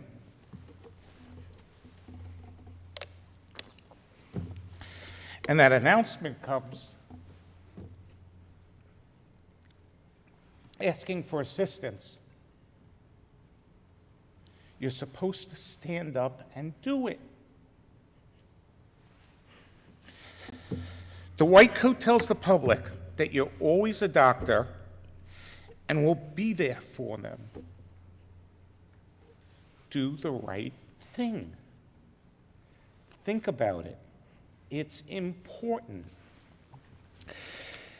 Today, it means you sacrifice some of the things you do to be social, to be with each other, to protect each other from becoming infected, to protect families from becoming infected.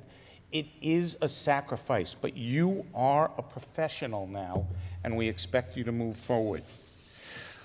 Wearing the white coat says to the public that you're about your community, the healthcare system for everyone in the community, as well as your own profession.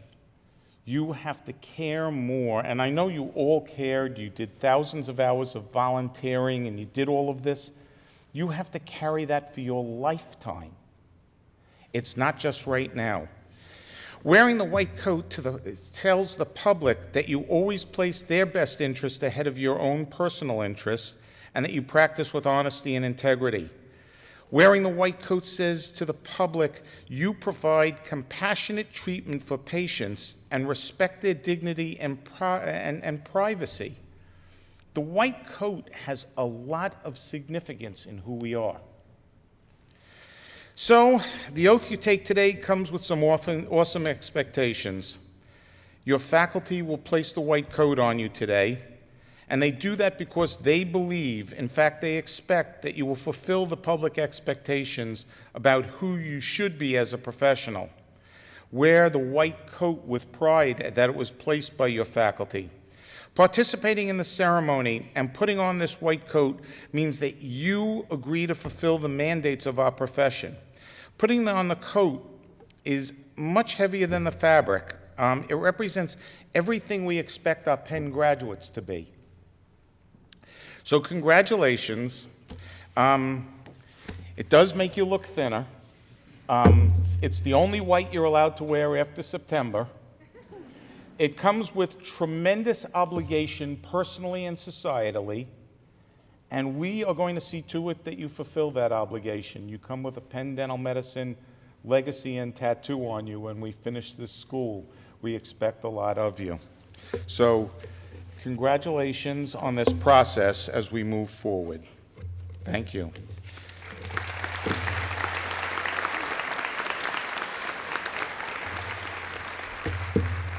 I don't know why. When I look at these kids, I get verklempt. Does anybody know what that means? A couple of people do. So I have the pleasure of introducing our speaker, Dr. Rick Rader. Dr. Rader is the director of the Morton J. Kent Habilitation Center in Chattanooga, Tennessee, where he serves as a medical futurist, predicting future medical problems of people with neurodevelopmental disabilities. He is cross-trained in internal medicine and medical anthropology, and has made major contributions to identifying and, even more important, resolving barriers to care for individuals with intellectual and developmental disabilities. Through an organization like the American Academy of Developmental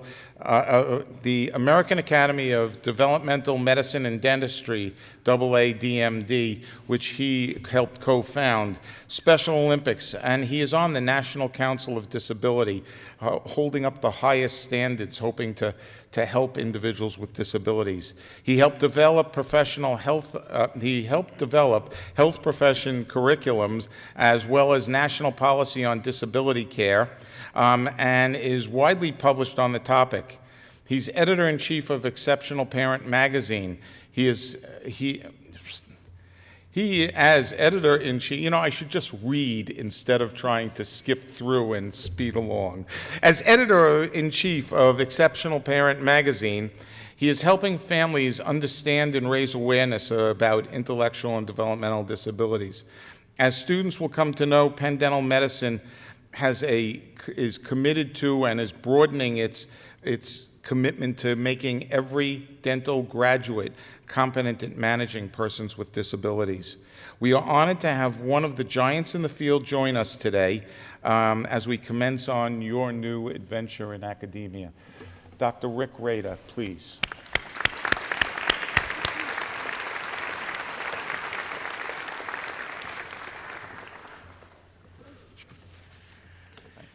Okay.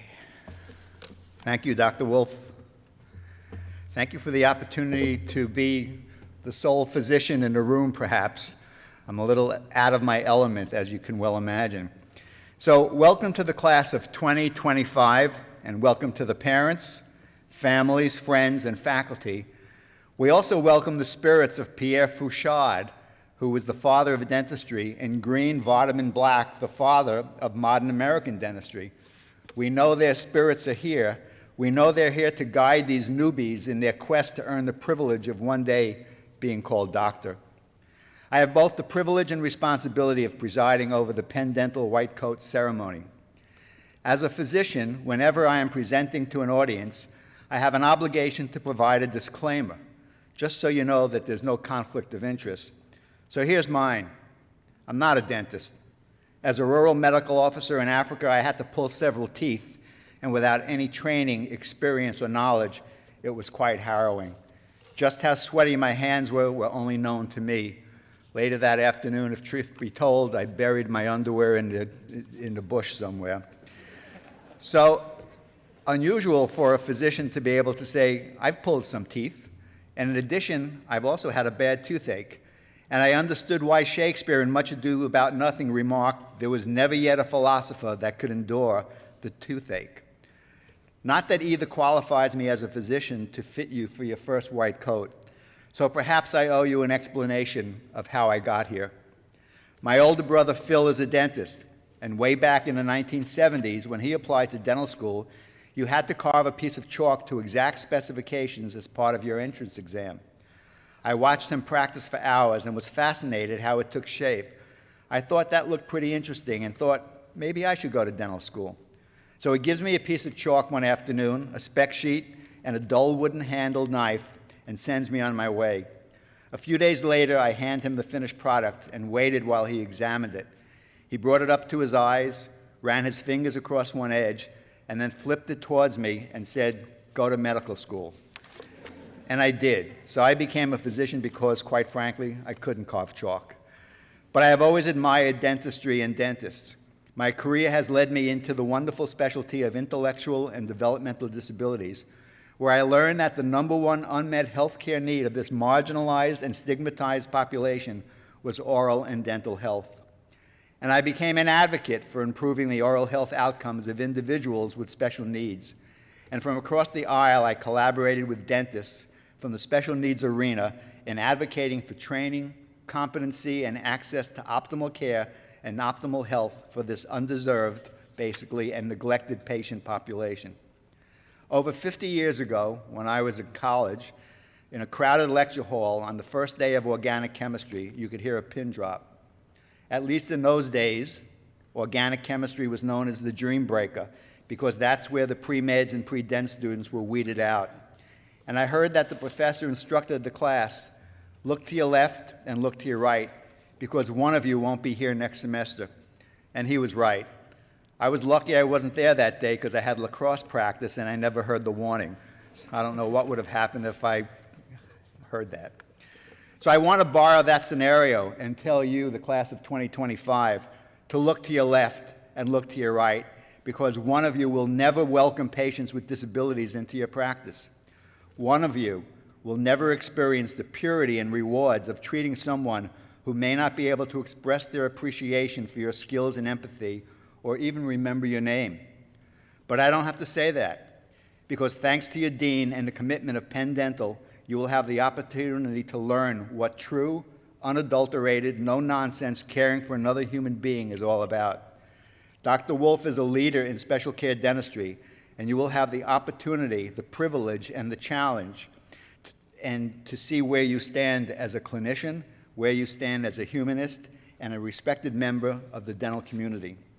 And even if you only see a few of these exceptional patients in your practice, your skills, wisdom, prospective rewards will be elevated, fortified, and impacted beyond your imagination. To justify my being here and earn my keep, let me share a pearl with you. When I was a medical student, and right before we were brought into the clinic for the first time, one of my classmates asked our supervising professor a very insightful question. What do we tell our patients when they ask if we've ever done this on a live patient before? The professor thought for a moment and replied, tell them you've done a number of these procedures. After all, 0 is a number. Well, this response served to lighten the mood. It also touched on something very important. Patients care about how much experience their clinician has. Patients want their dentist to have done whatever they're doing a number of times. Nobody wants to be somebody's first crown, first filling, or first root canal. People trust experience, but they also want to know how much you care. Show them that the first time, every time. In the 19th century, respect for the certainty of science was in stark contrast to the quackery and mysticism of 19th century medicine. To emphasize the transition to the more scientific approach to modern medicine, physicians sought to represent themselves as scientists and began to wear the most recognizable symbol of the scientist, the white laboratory coat. This led to the more recent association of the white coat with medicine and dentistry since its continued adoption. The first white coat ceremony was held at the Columbia University College of Physicians and Surgeons in 1933. It has been typically performed in the third year of training, which demarcated the transition from pre-sciences, basic sciences, to clinical training. It is noteworthy and also a reflection of the philosophy of Penn Dental that the white coat ceremony is held at the beginning of the first year. It demonstrates their belief that from the first day, the dental student is recognized by the faculty, the teachers, and professors that you are entering the portal that will forever change your lives. It is an acknowledgement that you have demonstrated that you have the hoped-for skills, determination, commitment, and dedication to undergo several thousand hours of arduous lectures, labs, clinics, exams, and certainly at times self-doubt. The presentation of your white coat at the earliest point in your training is a declaration by the faculty that they will respect you, support you, and mentor you over the next 4 years as you prove, hopefully, your worthiness of being called their colleague.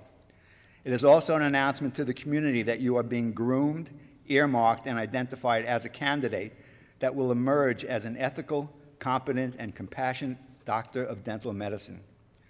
Welcome to the profession and to the long line of graduates of the most respected dental school in the United States. Congratulations to you, your families, and to those patients, many of whom are not even yet born, who are waiting for you to introduce themselves as their doctor. Your clinical white coat has 3 pockets. I remember my white coat bulging with a reflex hammer, an otoscope, a stethoscope. That was before we realized how cool it was to have the stethoscope wrapped around your neck. We also had a pack of peanut butter crackers and dozens of index cards with handwritten notes on patient lab and pathology reports in case we got quizzed on rounds, and we did. You guys are lucky. You don't have to carry your instruments around. You'll also have electronic dental records to refer to. So what do I recommend you carry in those 3 pockets in addition to the peanut butter crackers?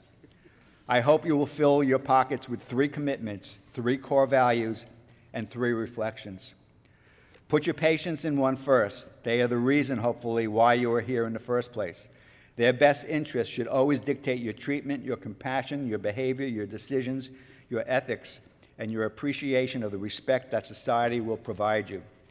Put your profession in the second one. Dentistry has evolved into a vital and irreplaceable part of health and wellness. Put your allegiance, support, appreciation, and gratitude for your teachers in that pocket.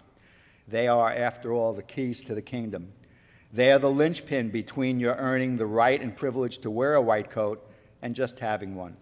Your keeping true to the profession's code of ethics after you leave here is the only reward they seek. And in that last pocket, place yourself in it. Hopefully there is room in it for you to build your self-confidence, your self-esteem, your self-respect, and your self-satisfaction that hopefully you made the right choice in becoming a doctor.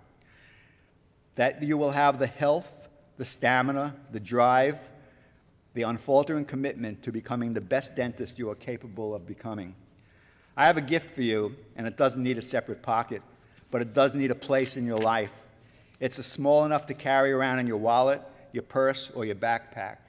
Essentially, it fits into a desk drawer, or taped to a bathroom mirror, or copied into your phone. My gift to you is a card.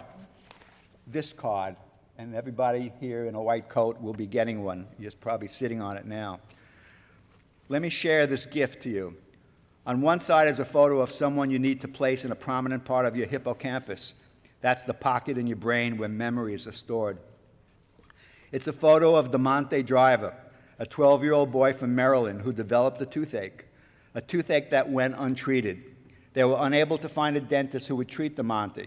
His mother repeatedly heard that the amount that Medicaid would pay the dentist would not cover their expenses, and DeMonte's abscess migrated to the brain and killed him. What really killed him was neglect, indifference, and abandonment. So I urge you, I want you to look at him and pledge that you will never turn your back on someone like DeMonte. On the other side is also a gift. Over the last few years, it has become popular for individuals to create what is known as a bucket list. The name comes from the expression, kicking the bucket. It's a symbol of dying. So the bucket list is a list of things you need to do before you die. My parting gift to you is a dental bucket list. Several years ago, I started to gift these to dental students nationwide, and without any request to hear from the students, I started to receive some back to me in the mail.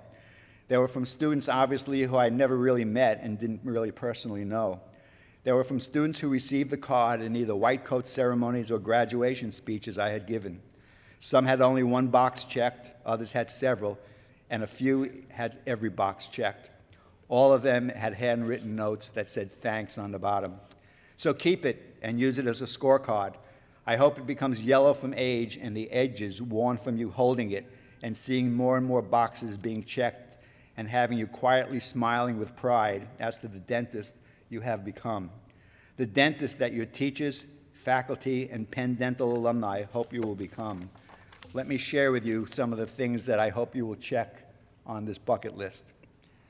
As a new dentist, I am committed to treating at least one patient in my career who cannot see me, cannot hear me, cannot thank me, cannot understand me, cannot high-five me, cannot recall my name, cannot read, is at the end of their life, may not like me, is confused and scared, is someone I once stigmatized, somebody who might not be able to pay me, someone who competes in Special Olympics, someone who has lost their memory.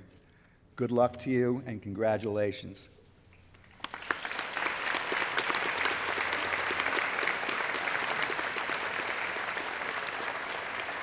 As Dr. Wolf shared with you, one of the other hats I wear is, for the last 20 years, I've been the editor-in-chief of Exceptional Parent Magazine. It's a 50-year-old publication that basically has become the voice of the disability community. And in celebration of our 50th year, we basically selected 50 advocates and basically wanted to reward them. Let me share with you the concept of what an advocate is. All of you will become clinicians. Some of you will become researchers. Some of you will become educators.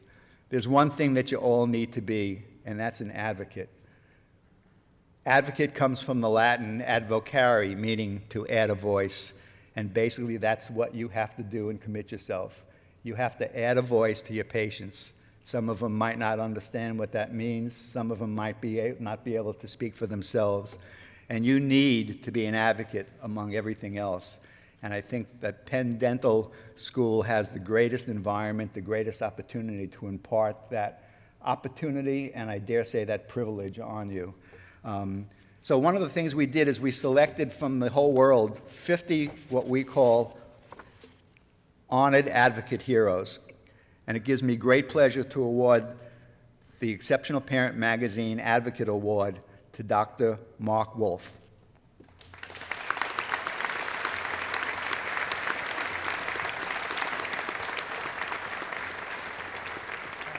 Let me read this to you. Be it known to all that upon the recommendation of the Editorial Advisory Board, Exceptional Parent Magazine has selected Mark Wolf, DDS, PhD, as an honored advocate hero in recognition of the meritorious contributions to the disability community and a commitment to ensuring the acceptance, inclusion, and celebration of individuals with intellectual and developmental disabilities. Congratulations. Thank you, Rick. Hang out 1 second. Okay. Thank you. As a very small measure, it looks like it's actually a very small measure. So much for it makes you look thinner. Wait.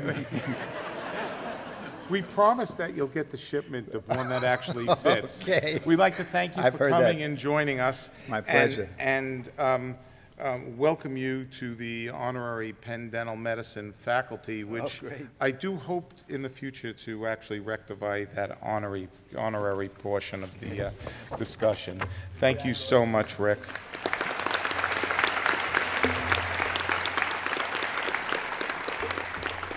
Before we proceed with the rest of the agenda, I have to mention another giant in the field of advocacy for persons with disabilities who is with us on this occasion. Dr. Steve Perlman, I am proud to say, is an adjunct faculty of Penn Dental Medicine. He is in our Division of Pediatric Dentistry. He's the founder of, I have to say he's actually a retired professor from another university, Boston University, but we'll accept it at that. He's now a Penn Dental Medicine faculty. He's the founder of Special Smiles, an oral health initiative for the Special Olympics athletes. He's co-founder of AADMD along with Rick. He's an advisor for the President's Committee for Persons with Intellectual Disabilities, and he has been an invaluable advisor to me and actually helped guide us so as we moved forward with our Center for Persons with Disabilities. It's absolutely incredible. The really good thing is I do have another one of these hopefully better-sized white coats to share with Rick, to share with Steve. Congratulations. Thank you.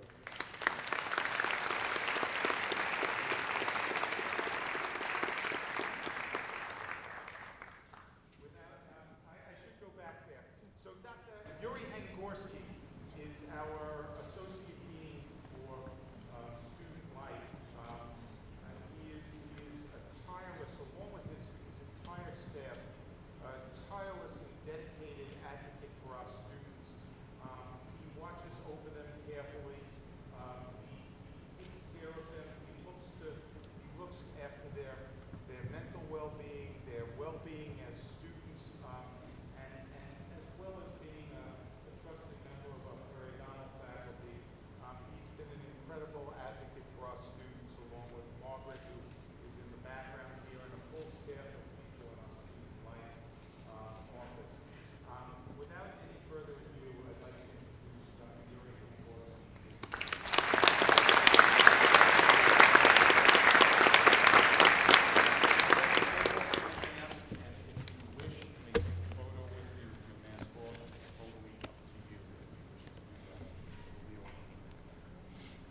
Thank you, Mark.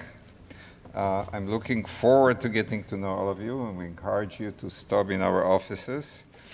Student Affairs, we're here to support your goals and successes. So as you learn through the admission process, Penn Dental Medicine is fortunate to be located within walking distance of Penn's other 11 graduate and professional schools.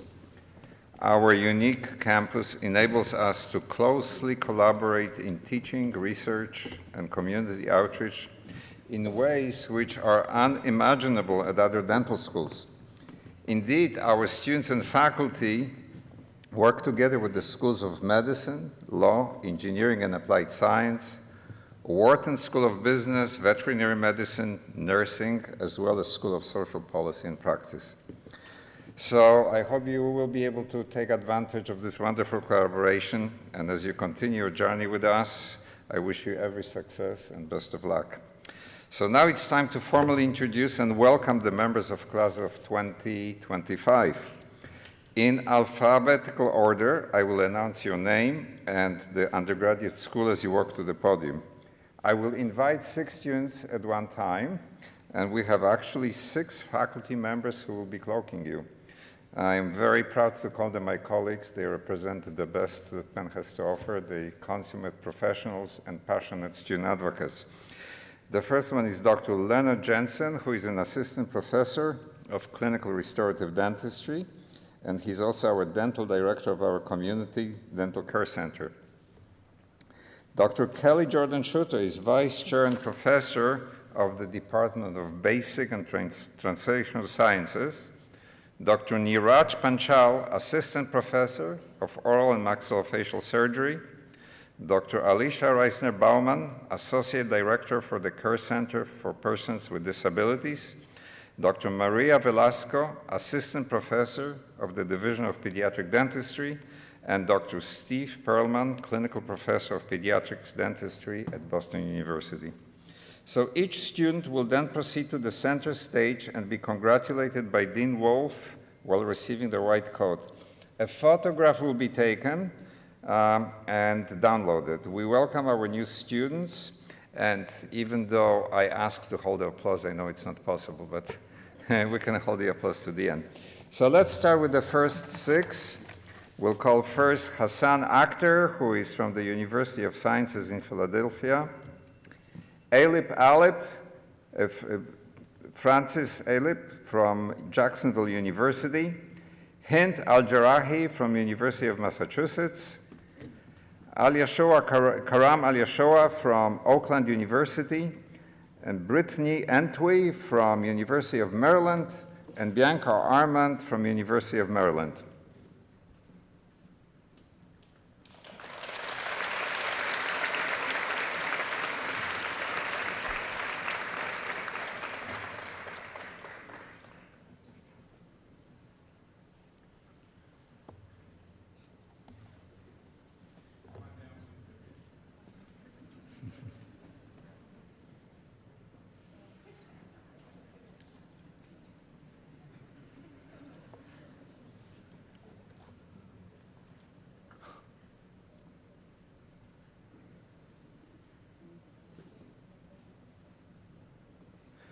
Okay, our next 6 will be Sandra Avila from University of Florida, Anas Bakli from Pennsylvania State University, Ariel Bermudez from Gonzaga University, Lauren Birch from Brandeis University, Meghana Bhatt from University of Florida, and Oleg Borisuk from University Buffalo.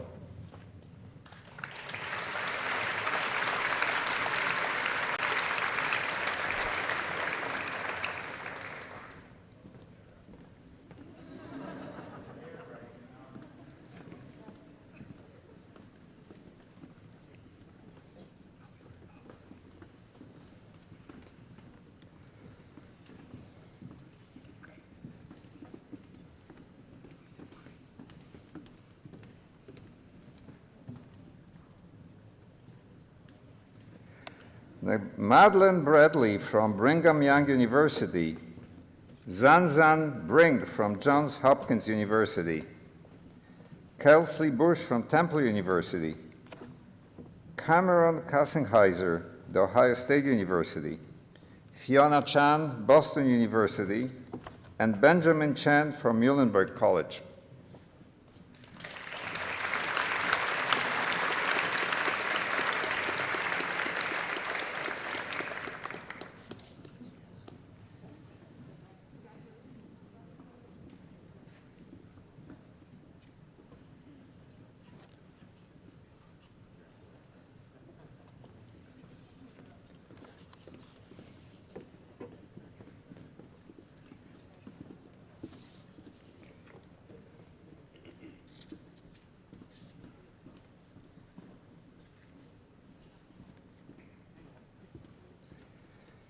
Minchun Chen from University of California in Los Angeles, Rebecca Chen from University of Maryland, Shingen Chen from University of North Carolina, Andrew Chua from the Richard Stockton College of New Jersey, Andy Chan from Davidson College, and Kadim Colburn from Eastern University.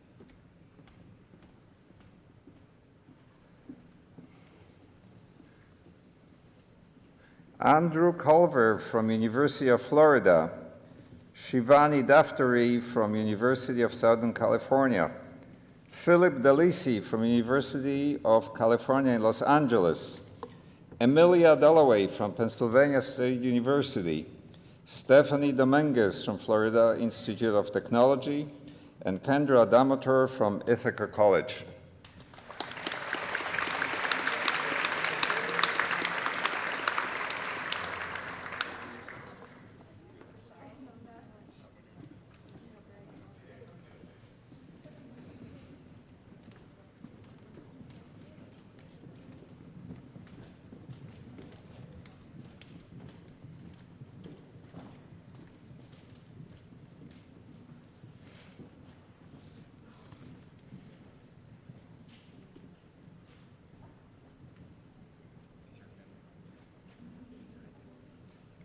Joshua Dvorak from University of Wisconsin, Chisholm Enikatu from University of Pittsburgh, Emily Everlith from Yale University, Jack Fan from Rice University, Stephanie Ferrari from University of Florida, and Alyssa Fishbein from Wellesley College.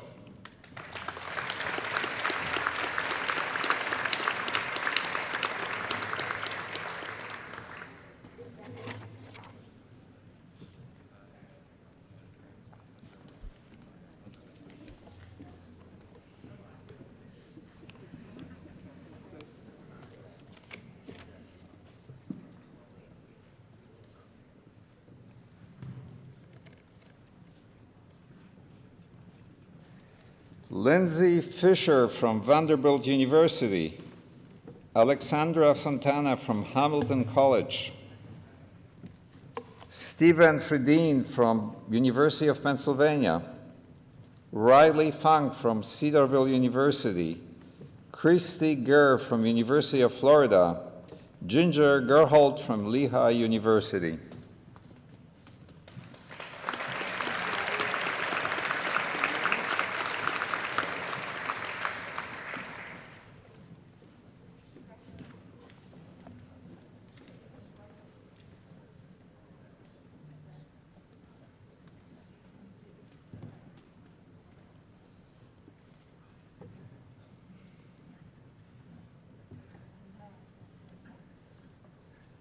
Nirel Gidanian from University of California in Los Angeles, Paola Gonzalez from University of Florida, Crystal Gonzalez Nunes from New York University, Simran Graywall from University of Pacific, Stephanie Grodecki from University of Georgia, Dominic Gross from Clemson University.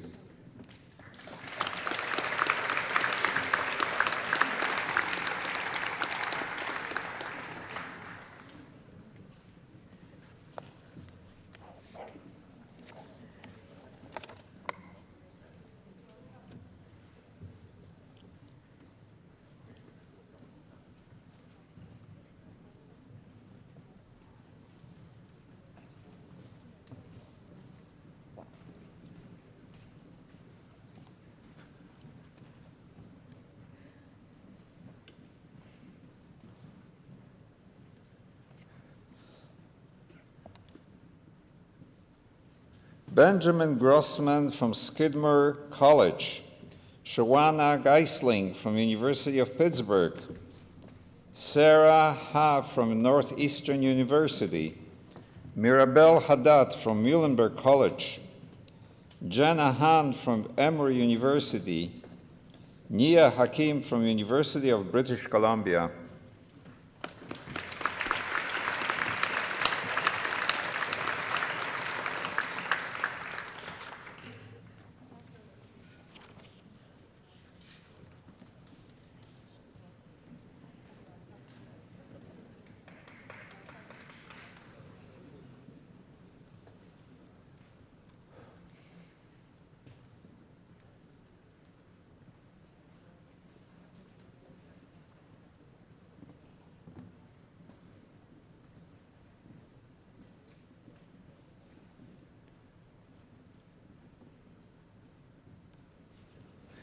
Ebru Hazar from Brown University, Chelsea Herr from Harvard and William Smith Colleges, Kaylin Hudson from University of Louisville, Christopher Hudson Boyd from Catholic University of America, Megan Hang from University of Illinois Urbana, Champaign, Illinois, and Nina Aradi from University of Pittsburgh.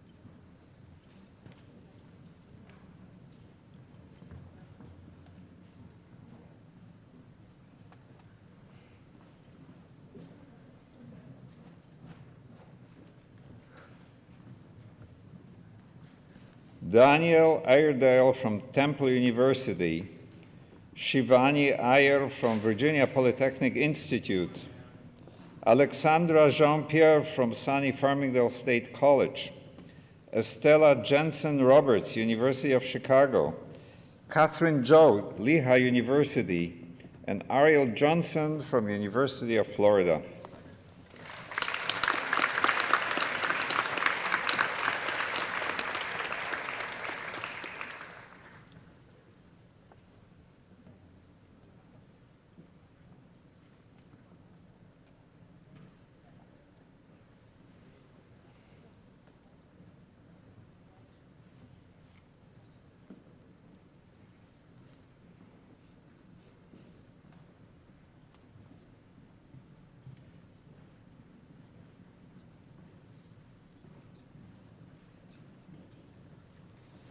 Neil Joshi from Rutgers University, Deborah Kang from Hope College, Stephen Kenny from Pennsylvania State University, Adrienne Kim from University of Delaware, Lauren Kim from Muhlenberg College, and Catherine King from St. Aslam College.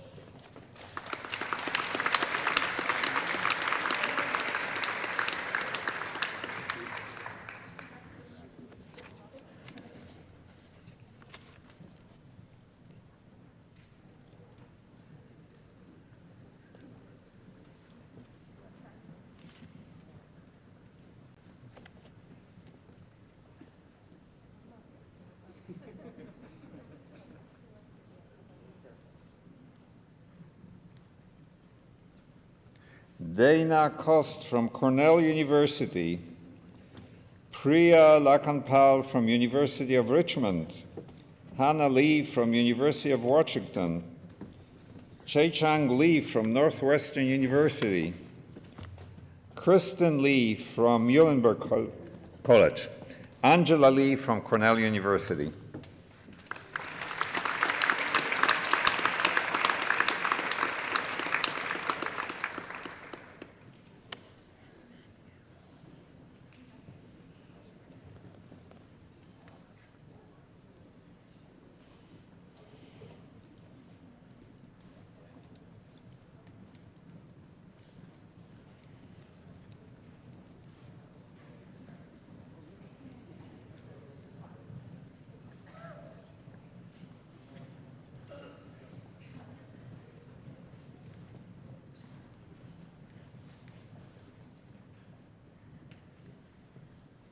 Matthew Lee from Wake Forest University, Charlotte Lannis from Northeastern University, Brianna Lewis from New York University, Joyce Lynn from Carnegie Mellon University, Julie Liu from Michigan University at Ann Arbor, and Duana Marie Lucero at University of California in Los Angeles.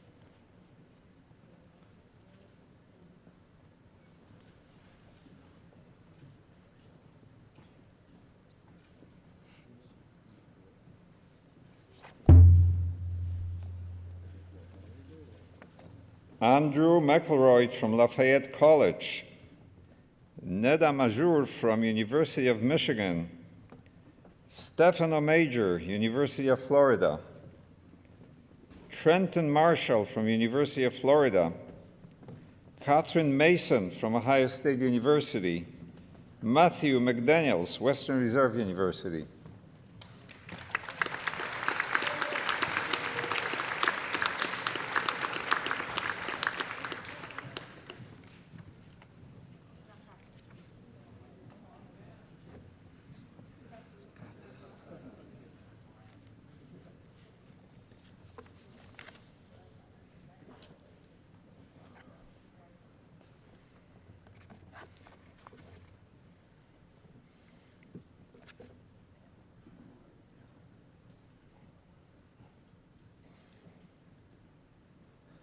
Bryden McGurry from Weber State University, Trishna Mohite from Wellesley College, Nyusha Mudri from York University, Marcos Moscoso from Florida International University, Sarah Mustafa from University of Virginia, and Shrigana Nadella from Biodental University of Pennsylvania.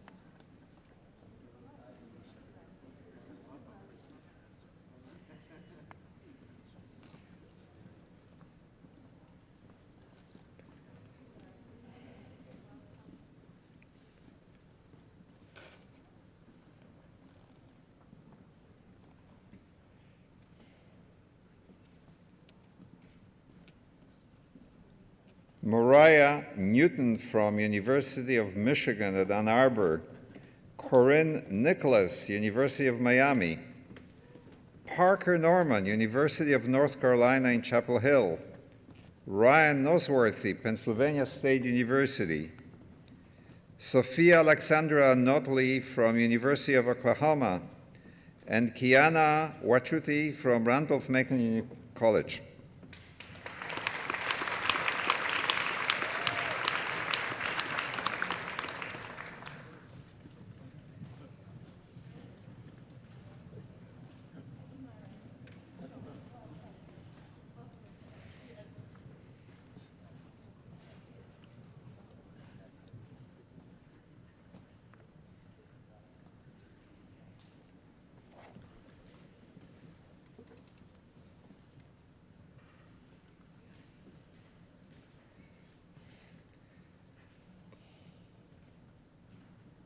Tani Odaimi from Stevens Institute of Technology, David Ogunlowo from sunny Stony Brook, Brenda Okonkwo from Georgia State University, Jamachi Orji from University of North Carolina in Chapel Hill, Caitlin Owens from Richard Stockton College of New Jersey, and Timothy Park from University of Pittsburgh.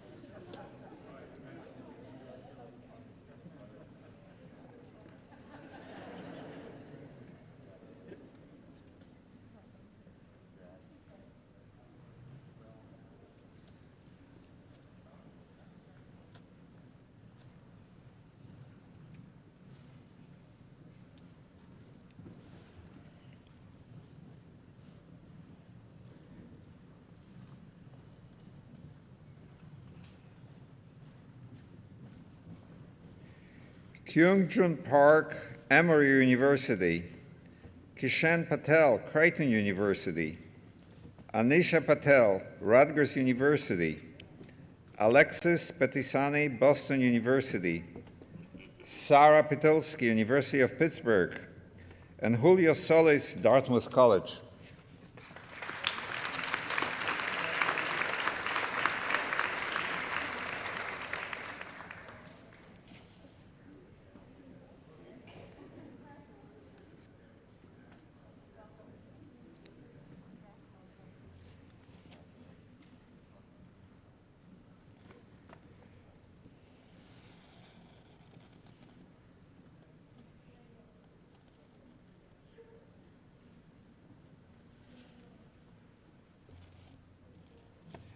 Pankti Rana from University of Georgia, Safa Rana from George Mason University, Vijay Rao from Muhlenberg College, Yasmin Rafai from University of Virginia in Charlottesville, Eleanor Rotamel from Ohio State University, and Andrea Riccobono from University of Florida.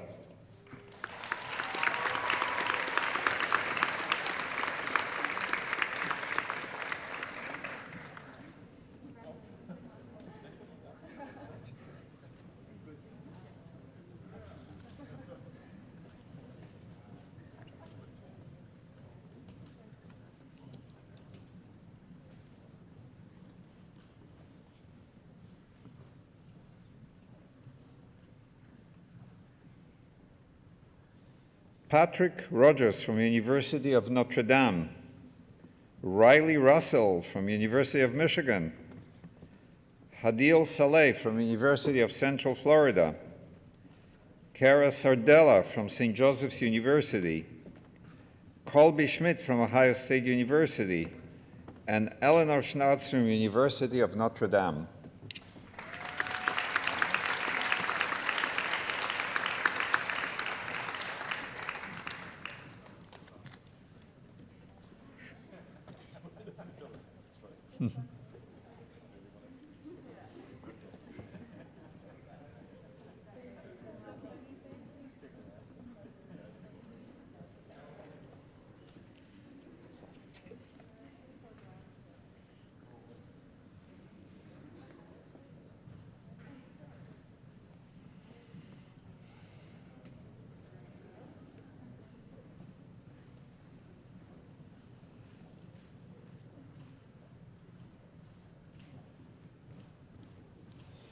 Schroeder Alexandra from University of Maryland, Samarth Setru from University of Michigan, Fatima Shah from University of Rochester, Shreya Shah from University of North Carolina in Chapel Hill, and Shivani Shah from Lehigh University, and Saloni Shah from Drexel University.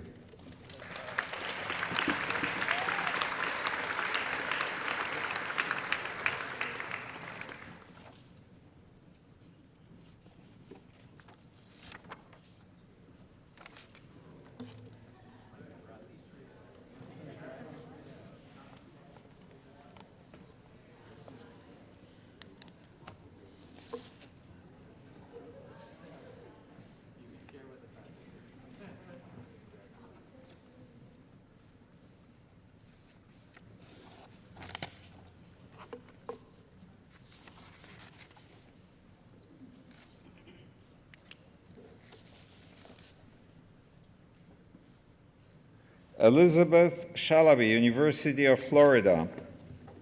Catherine Scola from Clemson University. Matthew Sullivan from University of South Florida. Ethan Ta from Carleton College. Jessica Tan from University of Pennsylvania. And Claudia Tang from University of California.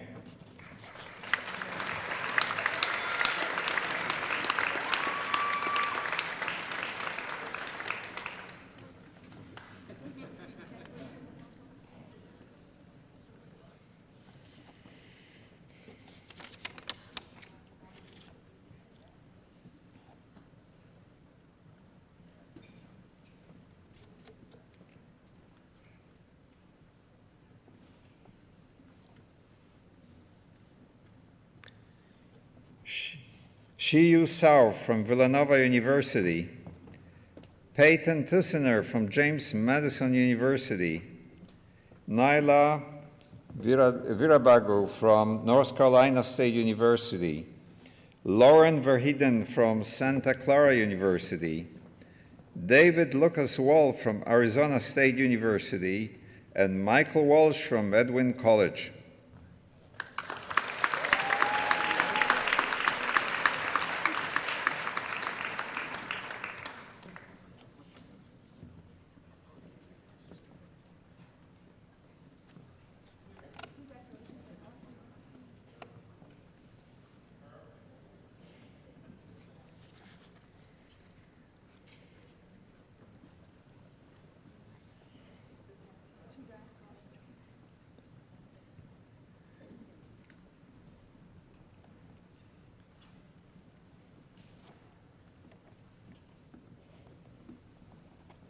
Grace Wang from Colby College.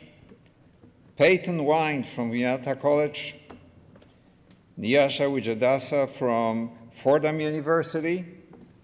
Tanea Williams from University of Hartford. Molly Wang from University of Illinois. And Theodore Yanker from University of Pittsburgh.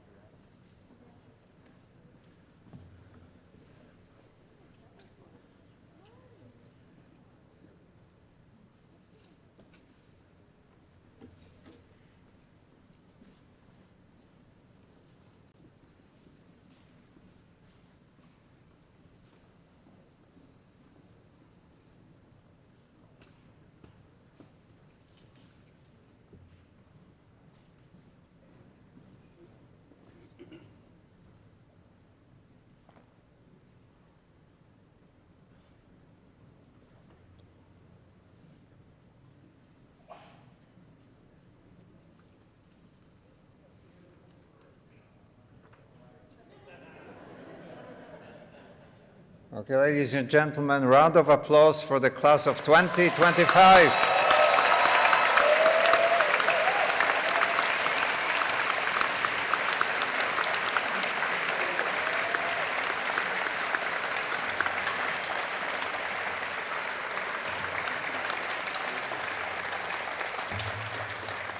I'm just inviting Esther now. Esther. I'm inviting Esther.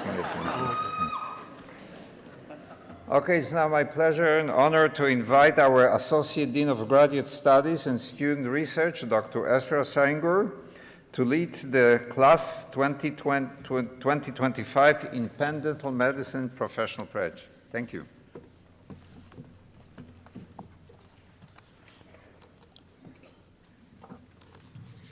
The class of 2025 will now recite the professional pledge found in your program. In the presence of you, their family, friends, and peers, they will publicly acknowledge the responsibilities of the profession and their willingness to assume the same. I now ask the class of 25, please rise and follow after me reciting the pledge. Please repeat each line after I have recited it. As I enter the dental medicine profession, I vow to keep this pledge and practice these stipulations.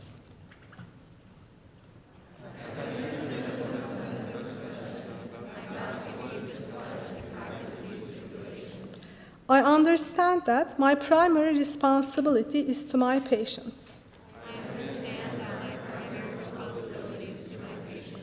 To the best of my ability, I will embrace the highest standards of oral health care and treat all individuals under my care with respect and honesty, always placing the needs of my patients and community first above my own. To the best of my ability, I will embrace the highest standards of oral health care, treat all individuals under my care with respect and honesty, always placing the needs of my patients and community first above my own. I accept the responsibility to maintain my competence through the continued pursuit of new knowledge and skills in the practice of my profession. I accept the responsibility to maintain my competence through the continued pursuit of new knowledge and skills in the practice of my profession. I will conduct myself with integrity, treat my colleagues with respect, and wherever possible, work to advance the oral health of society. I will conduct myself with integrity, treat my colleagues with respect, and wherever possible, work to advance the oral health of society. I shall faithfully observe the principles of ethics and codes of professionalism encountered during my dental training and beyond. I shall faithfully observe the principles of ethics and codes of professionalism encountered during my dental training and beyond. All this I pledge with pride in Penn Dental Medicine's heritage and my commitment to the profession and the public I serve. All this I pledge with pride in Penn Dental Medicine's heritage and my commitment to the profession and the public I serve. Congratulations, you may be seated.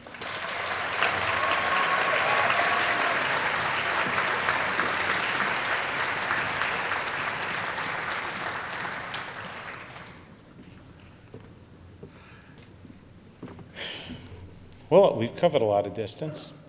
You know, this was actually great, seeing the faces of our dental students. It's been 18 months since actually having done that. I wish all of you health, happiness, and safety.